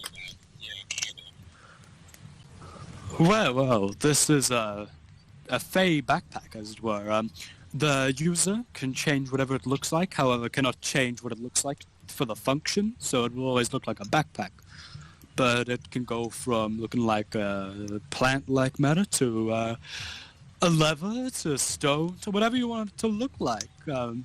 Additionally, you can move a little bit faster whilst wearing this backpack. Before I buy, is there anything else that might suit me in your wonderful shop? Well, kind of looks at you. I'm gonna see if he does, actually. Say, would you happen to quite enjoy water? I don't mean to assume, but quite like water. But of course, I drink water. Well, reaches over across like this kind of Feywild like section and pulls up this small decanter that seems to be made of like these leaves that have been hardened together to form like a circular kind of holder with like a small kind of spout at the top. And he goes, well, this right here happens to be a Fey-themed decanter of endless water. Never quite runs out. And how much would that run me? Well, for something like this, I look at the rarity of it, because it doesn't say on the handout, which is just great. Oh, hold on. I've got to fix what I've... Dude, there you are. You can edit it now. Okay. This... Why, this would, something like this is a fairly simple enchantment. About 70 gold pieces, and you're off. But alas, I only have 49. Perhaps you could strike a deal? Well, what kind of deal are you looking to strike?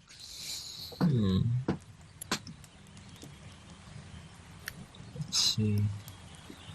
What? Do you have anything you would... trade, that is a thing. Yes. Hold on. And I look through my bag real quick. Give me a minute.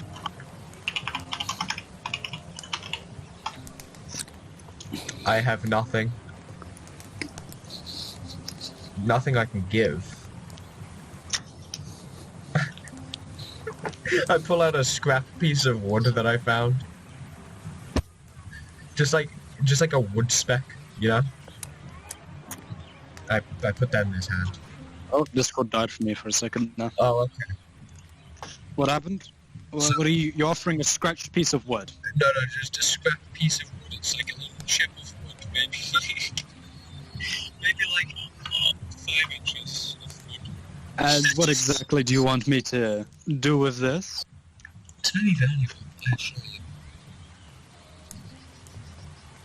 Well, where did it happen to come from? The ground.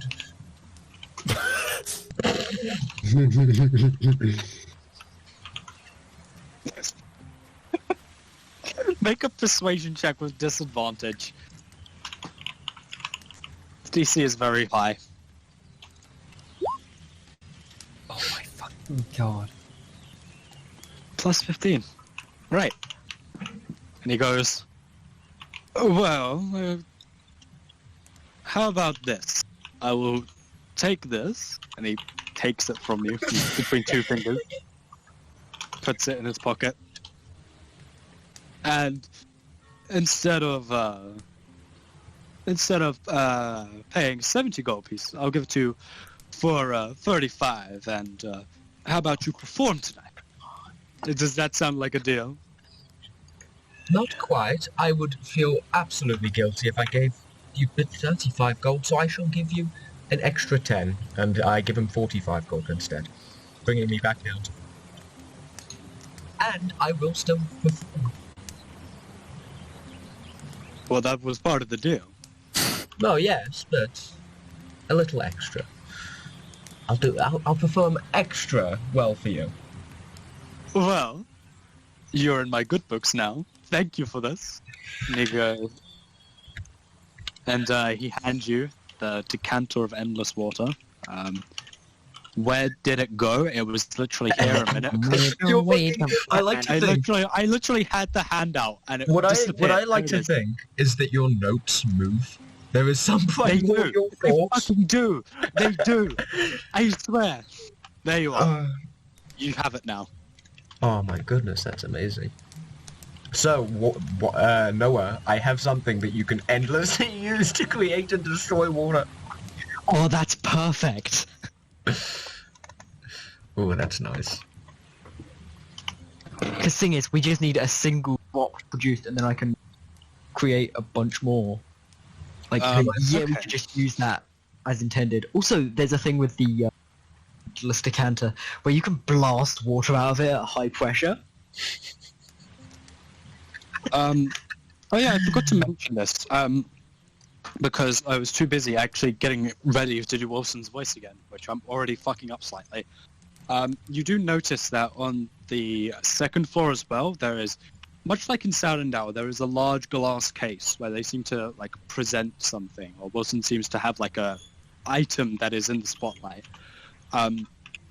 There is a large greatsword inside of it that seems to have like a kind of very like a light blue handle and like these lightning pattern coming down the blade with these strange like turquoise glowing blue runes on the actual blade itself.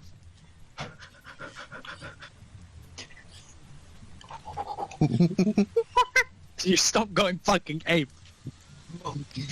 Sorry, I heard sword and magic. So, yeah, I'd say everyone notices that. That's clear enough. Oh, can I look at it? Sure, you can look at it. Nice. It's exactly what I described. Yeah, that's of course. More? Can I do a little investigation of it? See what I can see. You can do an Arcana check.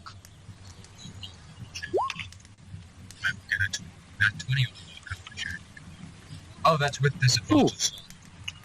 No, it's fine. You rolled double 20s. You rolled double 20s. I don't care. I'll let you roll normally from now on, but I don't mind the double 20 Arcana check. No, I accidentally forgot to put it as normal.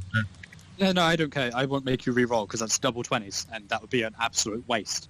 So, you look over this, and you're not sure where you recognize them from, but you recognize these runes. These are runes used to store potential energy, more specifically lightning energy, and you get the gist that this sword can probably release lightning damage from it if used correctly. You're not quite sure how, but you get the gist of what this kind of sword can do. I'm going to happily skip along and begin performing, not telling anyone this info.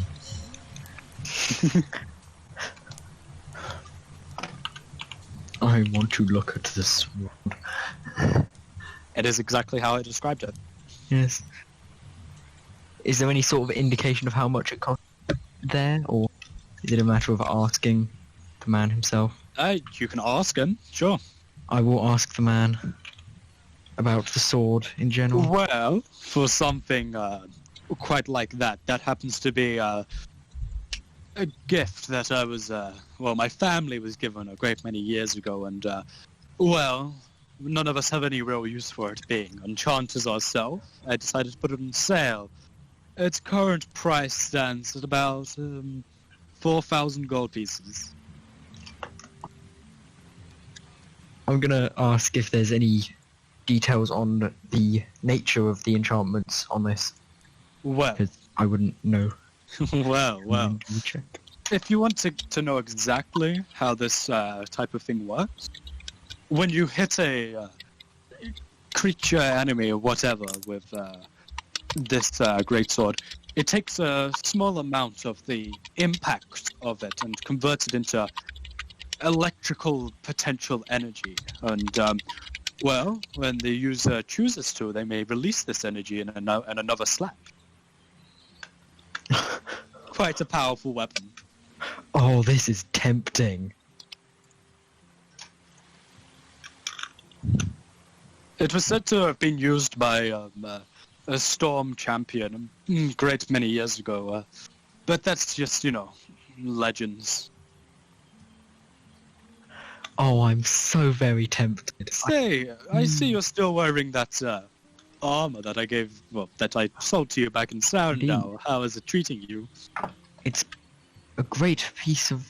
It's been working very well. I've been doing particularly fine with it equipped. Not going to mention the fact that it fucking talks to you. Is to have a great many abilities. Well, that is very good to hear. None of us magical users had any real use for it. Being magic users. Wilson isn't a magical user? He is a magic user, that's what he's saying. He doesn't have use for the armor. He doesn't have use for, full plate. Oh, right. I'm sorry, I'm just being a dumbass. Yeah, we know.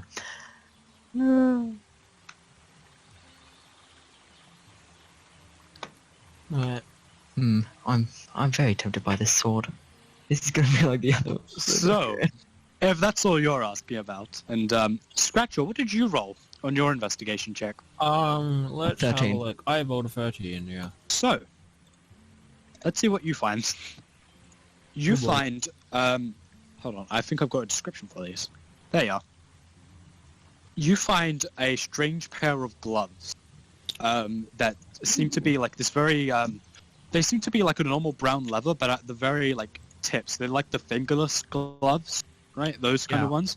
At the tips where, the finger holes would be, and, where you'd put your hand in, there seems to be a kind of icy blue frost that seems to be forming at the edges of them. On the back of the gloves, there seems to be a large snowflake sigil.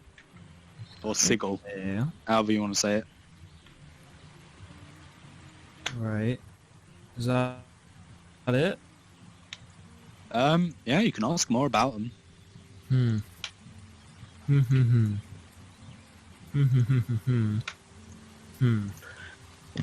Okay, that doesn't interest me particularly, so you know what I'm gonna do? I'm gonna slide a note over to Mr. Wilson man, and then I ask him whether he has anything that can aid me in alchemy. Alchemy, you say? Well, that is quite. That's quite. We've come to a magical item shop. I'm not really familiar with alchemy. I've tried my hand at it in my time and promptly failed.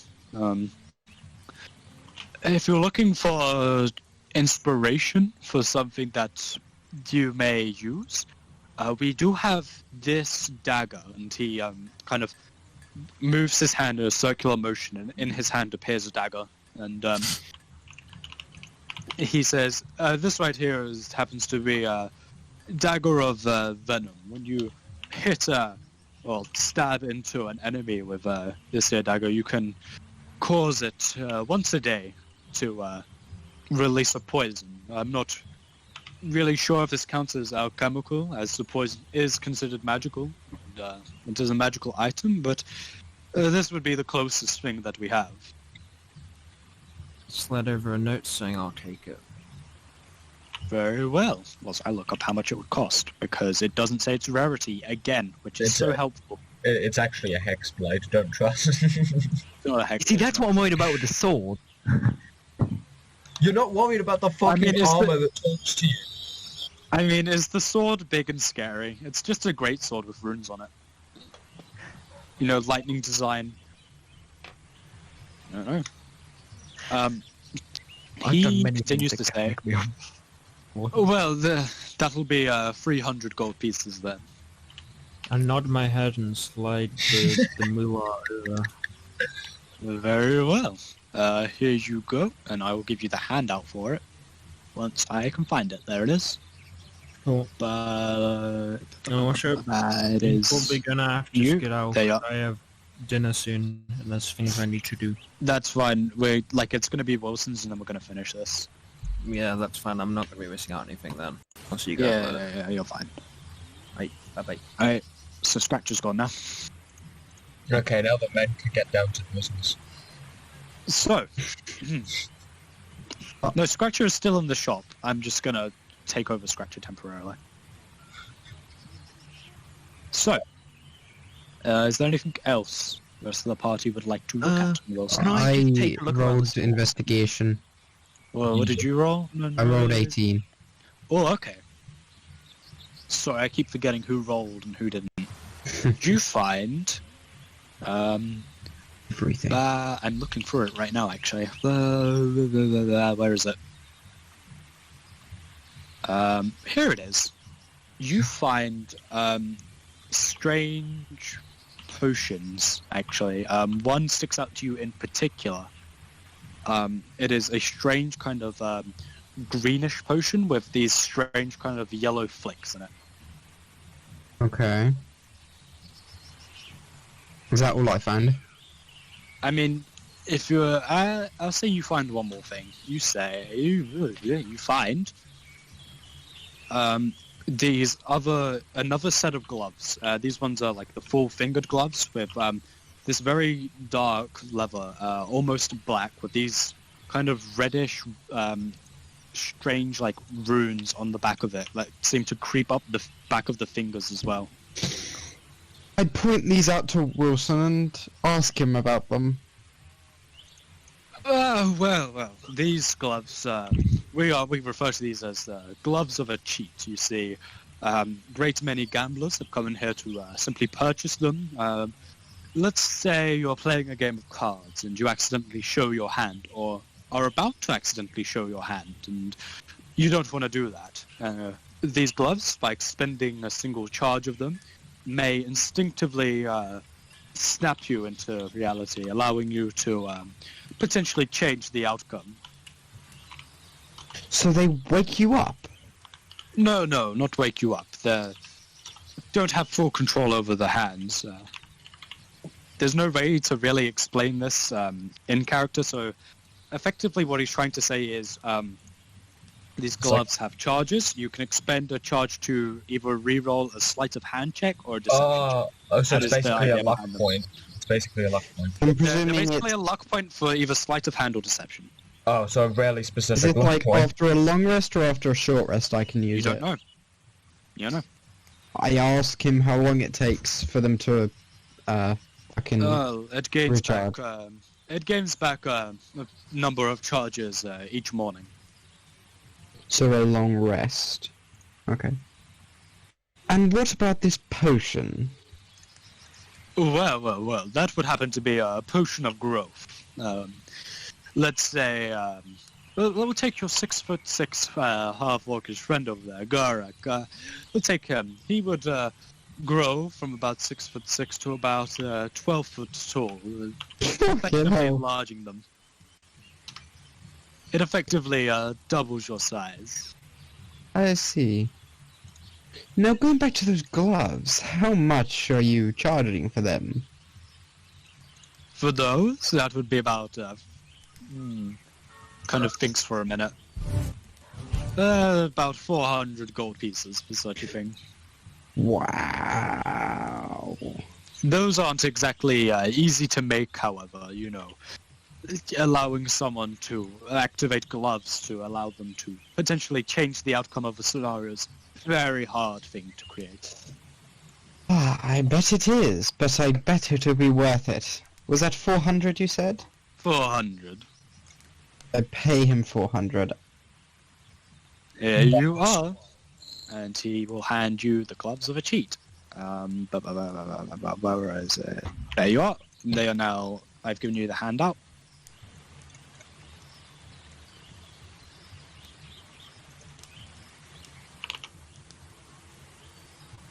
Oh boy, a lot of magic items. Is there anything anyone else would like to get or do? I'm going to... Well, first, can I just roll and take a look around? Sure. No. We'll call this an investigation check. Okay.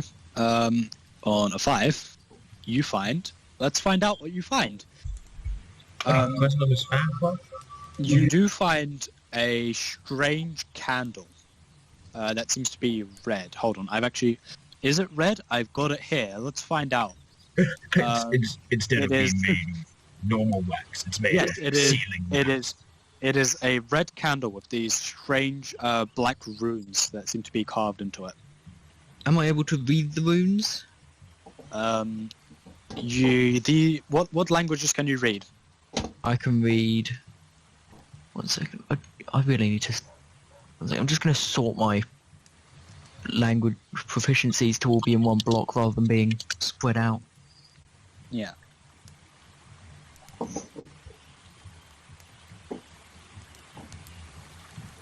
I've got Common, Orc, Giant, Elvish, Deep Speech, and Druidic. It is none of those. Okay.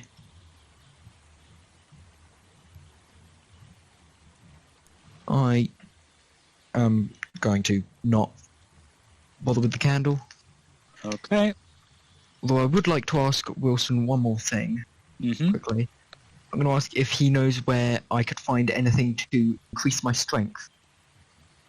Increase your strength. Well, we do have belts of various giant strength.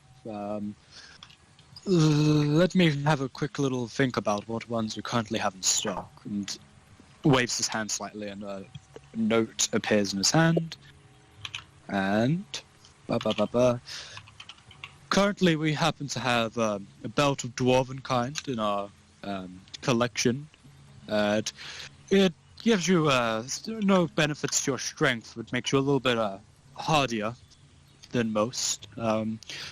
We do have various belts of giant strength. Right now we have, let's see here, one belt of frost giant strength, one belt of sorry, I'm getting my words confused. We have 2 belts of stone giant strength and 1 belt of fire giant strength.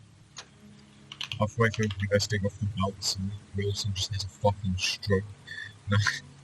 Just never see it again. So what was the list again? Sorry. He has 1 belt of dwarven kind, 2 belts of stone giant strength, and 1 belt of fire giant strength. Oh, I'm going to ask about the fire giant belt. Well, yeah, it is a very big hassle to get a hold of, and thus it is priced at about 20,000 gold pieces. Oh, Jesus. How much would the other ones cost, the stone giant? Stone giant would cost you about 10,000. They're about half the price. Jesus. They're not exactly the easiest thing to get a hold of. Indeed. Very powerful in the right hand. They do seem rather mighty. Wait, if they're very powerful in the right hands, what are they in the wrong hands? Still very not powerful at all. Still very powerful.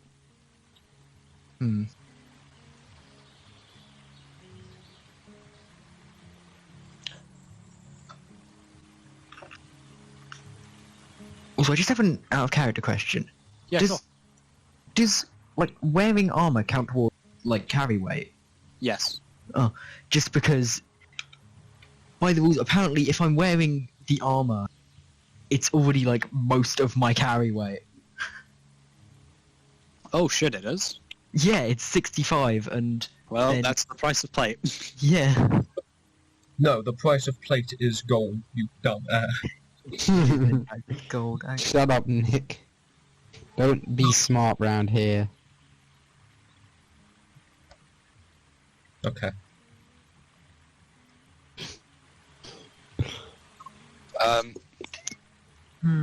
Who's he gonna come round to? Hold on. I'm gonna roll. I'm gonna roll something real quick. Tropa. Oh. Whilst Garak's thinking something over, Wilson comes up to you and he goes, "So, would you happen to be willing to help me out with a certain product I've been trying to test lately?" Oh, anything for you, Wilson. Well, that's good to hear. You see, I've been trying to create a set of gloves recently. However, they've gotten some strange results back. They were meant to be a simple magical detection set of gloves, you know, cast detect magic, easy as that. However, they seem to be bursting with certain magical essences, and I wouldn't mind if someone would help me test them out just for a little while. Would you be willing to take on this test, or should I ask someone else in your party? No, I would love to. Very well. I'll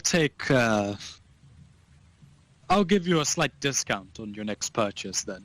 And kind of claps his hands, and in them appears these like ordinary, what you would assume to be like level work gloves. However, runes of a slight purple energy are on the back of them.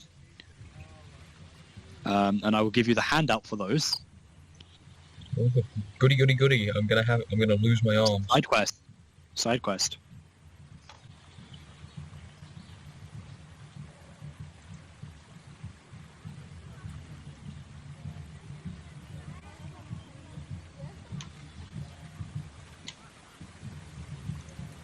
Check.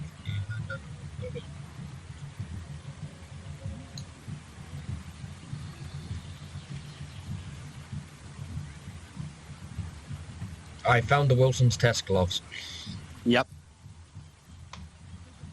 Okay. Well, Wilson, lead the way. What do you want me to do? Well, I'd like you to just try and use these as much as possible over the next couple of days. I'd recommend not putting too much magical energy into them. They seem to have certain effects.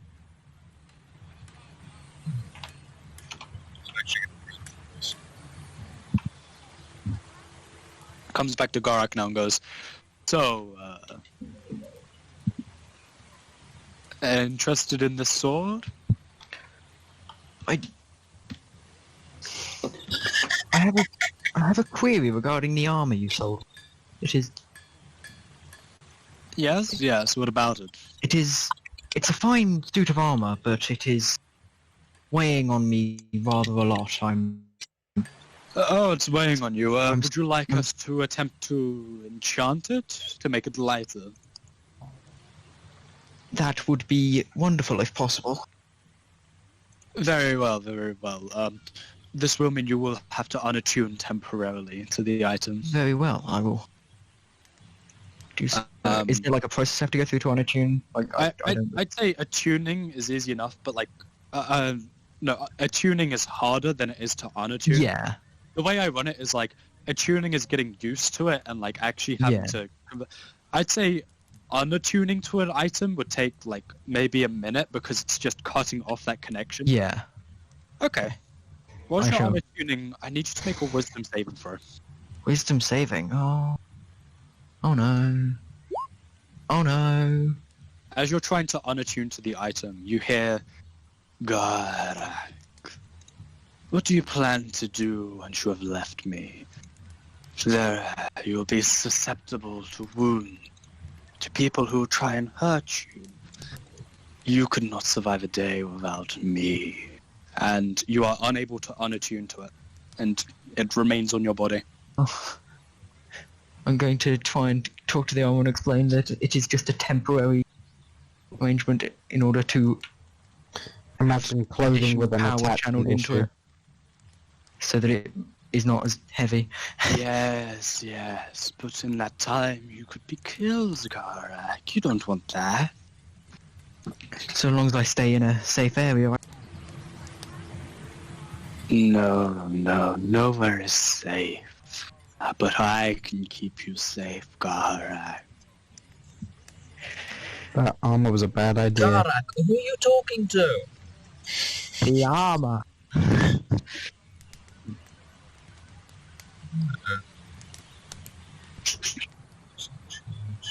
Is there any way I can convince you to let me unattune? Just temporarily. How temporary? Say, Wilson, how long would this process take? Oh, well, it would take about, for an enchantment as simple as that, about 3 or so days. We're simply trying to reduce the weight. Very well. I'm assuming the armor knows of this, because... Yeah. Yeah, okay. 3 days. It is long enough for an assassin to break into your room, Garak. Do you not value your life?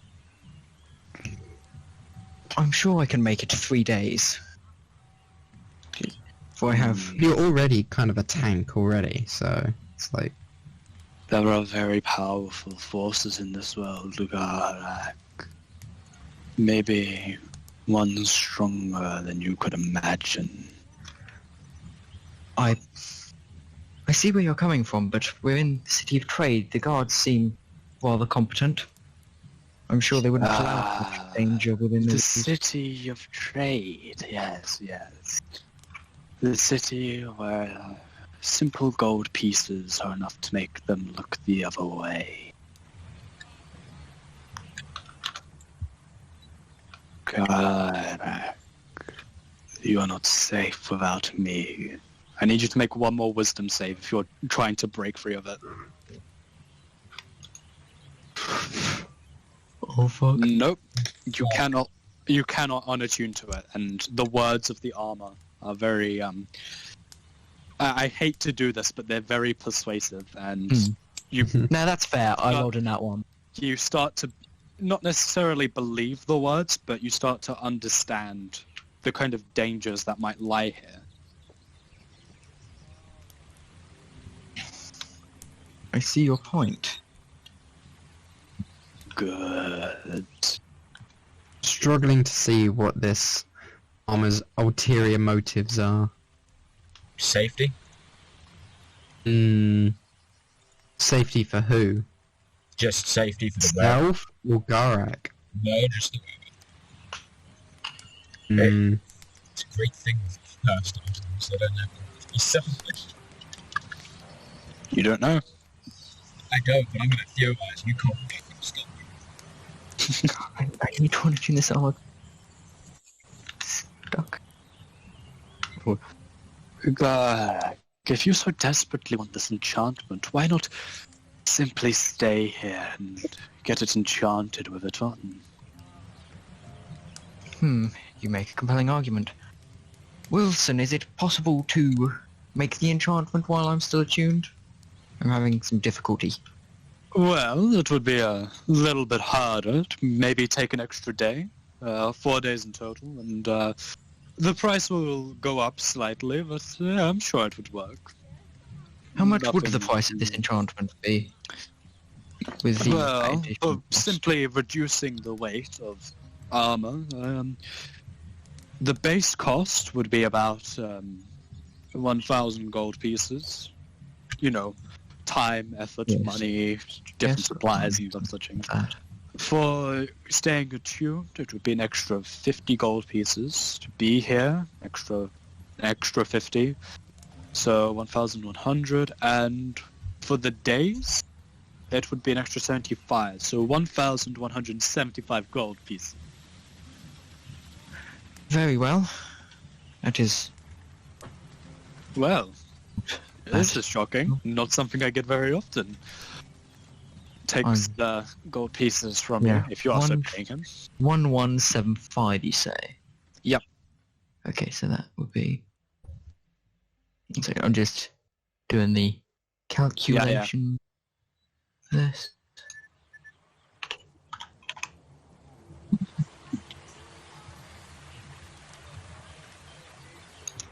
So...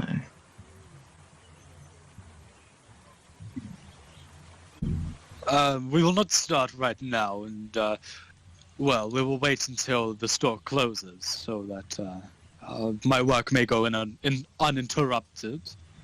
Until then, is there anything you would like in particular? Kind of referring to the party as a whole. Anything you might be curious about? I am intrigued.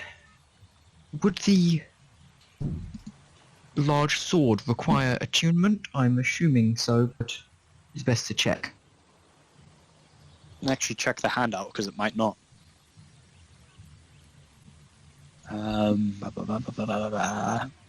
No, it doesn't. Well, I would be... It requires no such thing. I am rather interested in purchasing that, per se. Very well, very well. Okay, so... 4,000 gold pieces, if you okay, so that's... One second, I'm just going to run the calculations all together then. Cool. Just want to make sure I'm actually getting the pricing right. Yeah, I am. Good. Yeah. Okay, so total... Yeah. Second, I'm going to go to... So the total cost is... 4,000 gold pieces for I'm the doing sword. I'm doing the calculation for all of it together, so it's 5,175. Correct? Right. Yep. 5,175. Okay. Yeah, so I'm just gonna get the calculations done. If you want to continue talking with anyone else, I will actually, because you've purchased it, I will give you the handout. Wonderful. Thank you. It's a very nice sword. I'd like to. There I'd you like are. to go around spending my charges. Okay, to find. Of the gloves. Yeah, I just like to I've already forgotten. magical detection on every item, including Garak's armor. So that's 4 charges, I believe, that you're using. So on Garak's armor, the same thing appears the first time it was found. Lots of transmutation, bit of invocation, and... No, not invocation, evocation, fuck. And just, like, blink and you'd miss it, the slightest bit of necromancy. And that is it. Which, to be fair, we now know what that is. It's presumably whatever triggers the thorns, because they do necrotic damage. Yeah. Presumably. Presumably. On Wilson himself? He himself, as a person, exudes no magical essence or aura. However, his robes exude magical essence. He has a ring that seems to emit magic, and he has earrings that seem to emit magic as well. I'm gonna leave him alone, but I'll come back to him. I'm just gonna go around the shop. I'm gonna do an investigation to see what I find is interesting, and then cast them at using the map. Investigation. Where's the investigation? There it is.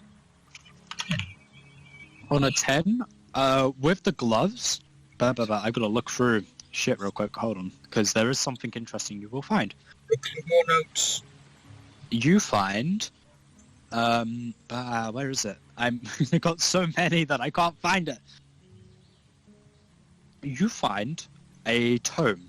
Hold on, where? That's the wrong tome. There are multiple. Where is it? Is this it? Here it is. You find a tome that has a soul stone in it. This the soul stone you recognize is one that Alveria was working on, with like a ring that it just seems to float in the middle. It has all these different kind of like brass cogs and wheels on it that seem to like continually turn, almost like clockwork, seemingly powered by the soul stone. There is around the soul stone in the middle, there is like this ring of runes that seem to create almost like this space where the gem sits in and just gently floats. The book itself is not actually physically on something; it is floating slightly above it, and it has the coloration of. Hold on, I gotta some shit. Blue and. It has these black polka dots with like the blue kind of thing. Other than that, that's about it.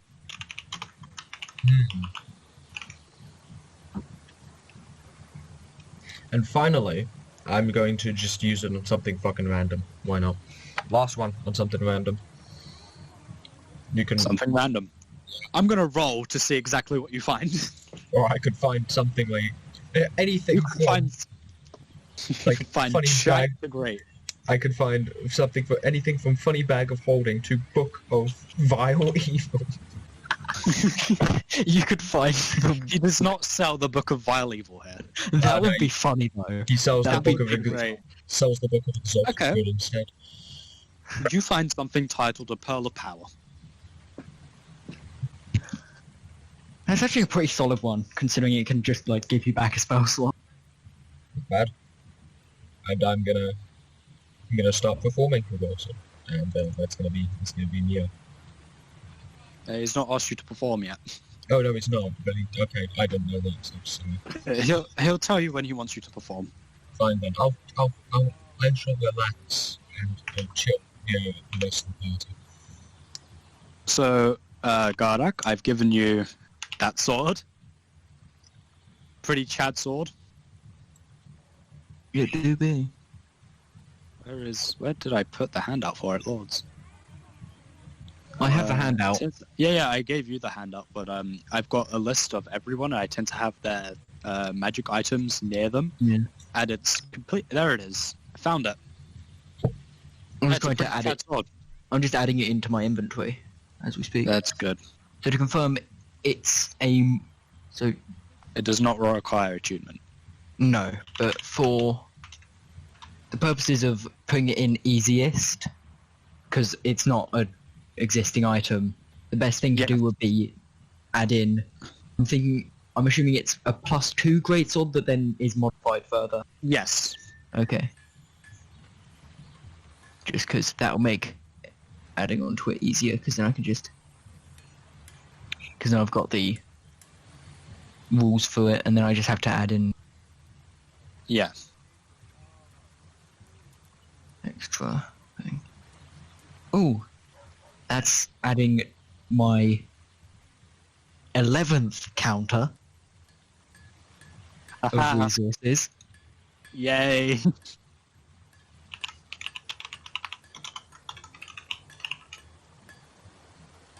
There we are. 16. It's currently at 0. Oh, I just had a very, very interesting idea. Mm-hmm. It's the point of the game. I've had a very potentially dangerous idea. Well, that's cool. Yeah, That's good. but I shall leave it for now. So, is there anything else the party would like to look for in the shop, or ask Wilson about, or anything of that sort? Actually, I will ask Wilson about this idea. And Okay. ask if it's possible to combine enchantments from one item onto another. Well, that depends on the very nature of the enchantment. If you're hoping to transfer your flame tongue onto this new sword, that is not something that could be quite possible, because the nature of the lightning that is expended would conflict with it being on fire. So yes, I could understand. give you that enchantment. However, you would either have to have the lightning or the fire, not both.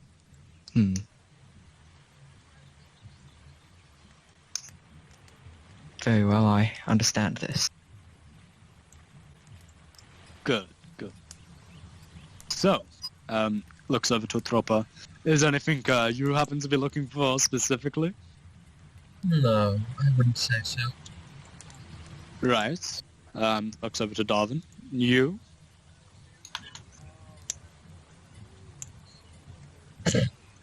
Okay. Over to Tripitaka now it goes. Anything I could help you with, Tripitaka?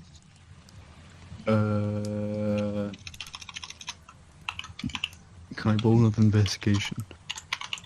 Yeah, you can roll investigation. A 16. Okay. You find the same set of gloves Scratcher did earlier, the ones that were like the fingerless ones that seem to have frost at the edges, with a rune on the back, like the big old kind of snowflake sigil on the back. You also find what's this? I'm looking through these actually. Hold on. A mysterious cloak that seems to excrete this multicolored ooze. Ooh, I'm interested in the cloak. Yeah, it's very interesting. Can I ask what it does? Oh, well, there's It's the slime magic cloak. items. It's the slime. It happens to make you resistant to one type of damage, if you so choose. Oh, that sounds pretty good. Do you choose it like once, or can you change it whenever? Well, that depends. I'd say after every, if you choose to do nothing for 8 hours, such as sleep in the morning, you may choose. Okay. How much is that then? Hold on, I've got to look that up. Hold on. Where's the information? Because I have it somewhere.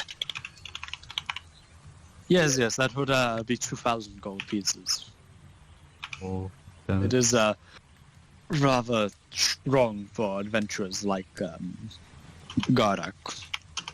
Do you have anything that is under 100 gold? Under 500 gold? Or under 100? Under gold? 100. Sure, we have various scrolls that you may purchase. Scrolls that are one-time use for a certain spell. Oh, having a wizard would be incredibly useful right now because we could get a scroll and then they just have the spell. Yeah. Yeah.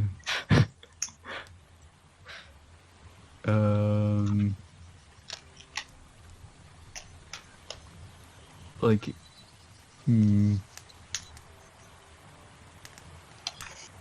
What are you in the market for? I don't even know, because I don't even really want armor or anything, because I don't want to be weighed down. So,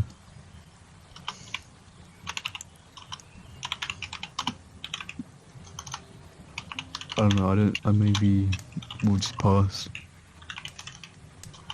I mean, if you're looking for something that would, you use your fists to fight, correct? And do you do a lot of fighting? I tend to, yeah. Well, these gloves, and he brings you back over to the ones with the frost at the edges, and he goes, these ones will help you out quite a bit in terms of unarmed fighting. However, these do cost about 400 gold pieces, unfortunately. Go work. You're asking me for something less than 500 gold pieces. It's rather hard to make interesting enchantments without a fair fee. Go can I pour a few hundred gold? How much? Like 330. And I can even follow. I just realised I forgot to move this book from my inventory. How do you remove? Go down to the bottom of your inventory, click the lock, then all of the items should have a bin symbol. Oh yeah. You click on the one corresponding to the book. Okay, here's it. I can also throw in 10 darts. Alright. Yeah, I'll give you 330 gold. Thank you. I do love that Garlic has the most money out of anyone. I don't even know if I Get do so much now. money. Wait, how much money do you have? Yes, I think Scratcher might have a fair bit. Because I'm dipping below 1,000 now. Oh damn. Oh, okay. Because I spent 5,000 on the enchantment and the sword. Yeah. He continues to go, oh, okay, so you'll be buying these gloves, I see. Yes, please. Very well, very well. And I will give you the handout for them.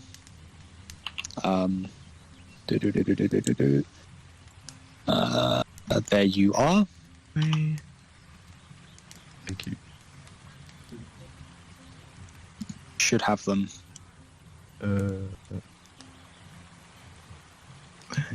Under.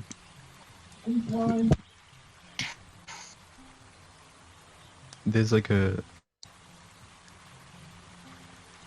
blank space. It should have gloves of freezing cold on there. Let me try refreshing.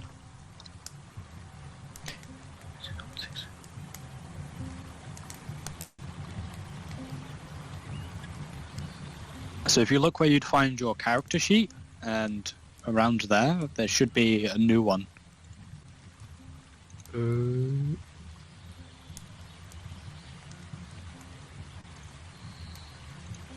What?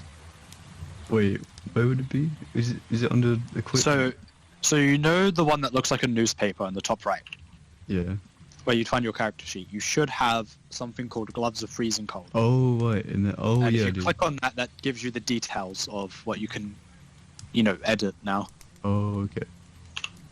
Cool. Okay, I'm gonna drink this money.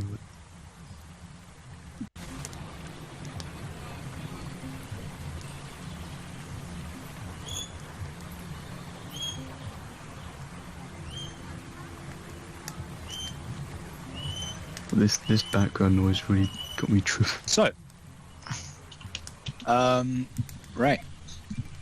And I think that's where we'll end today's session, because it is like 5:45. Yeah. So, everyone can look through their new items and get happy and good. And it's been the Heroes of Edorea. Yes. Nice. Oh, Yes. farewell. Hold on, no, I haven't stopped recording. Dumbass. You're gonna stay here for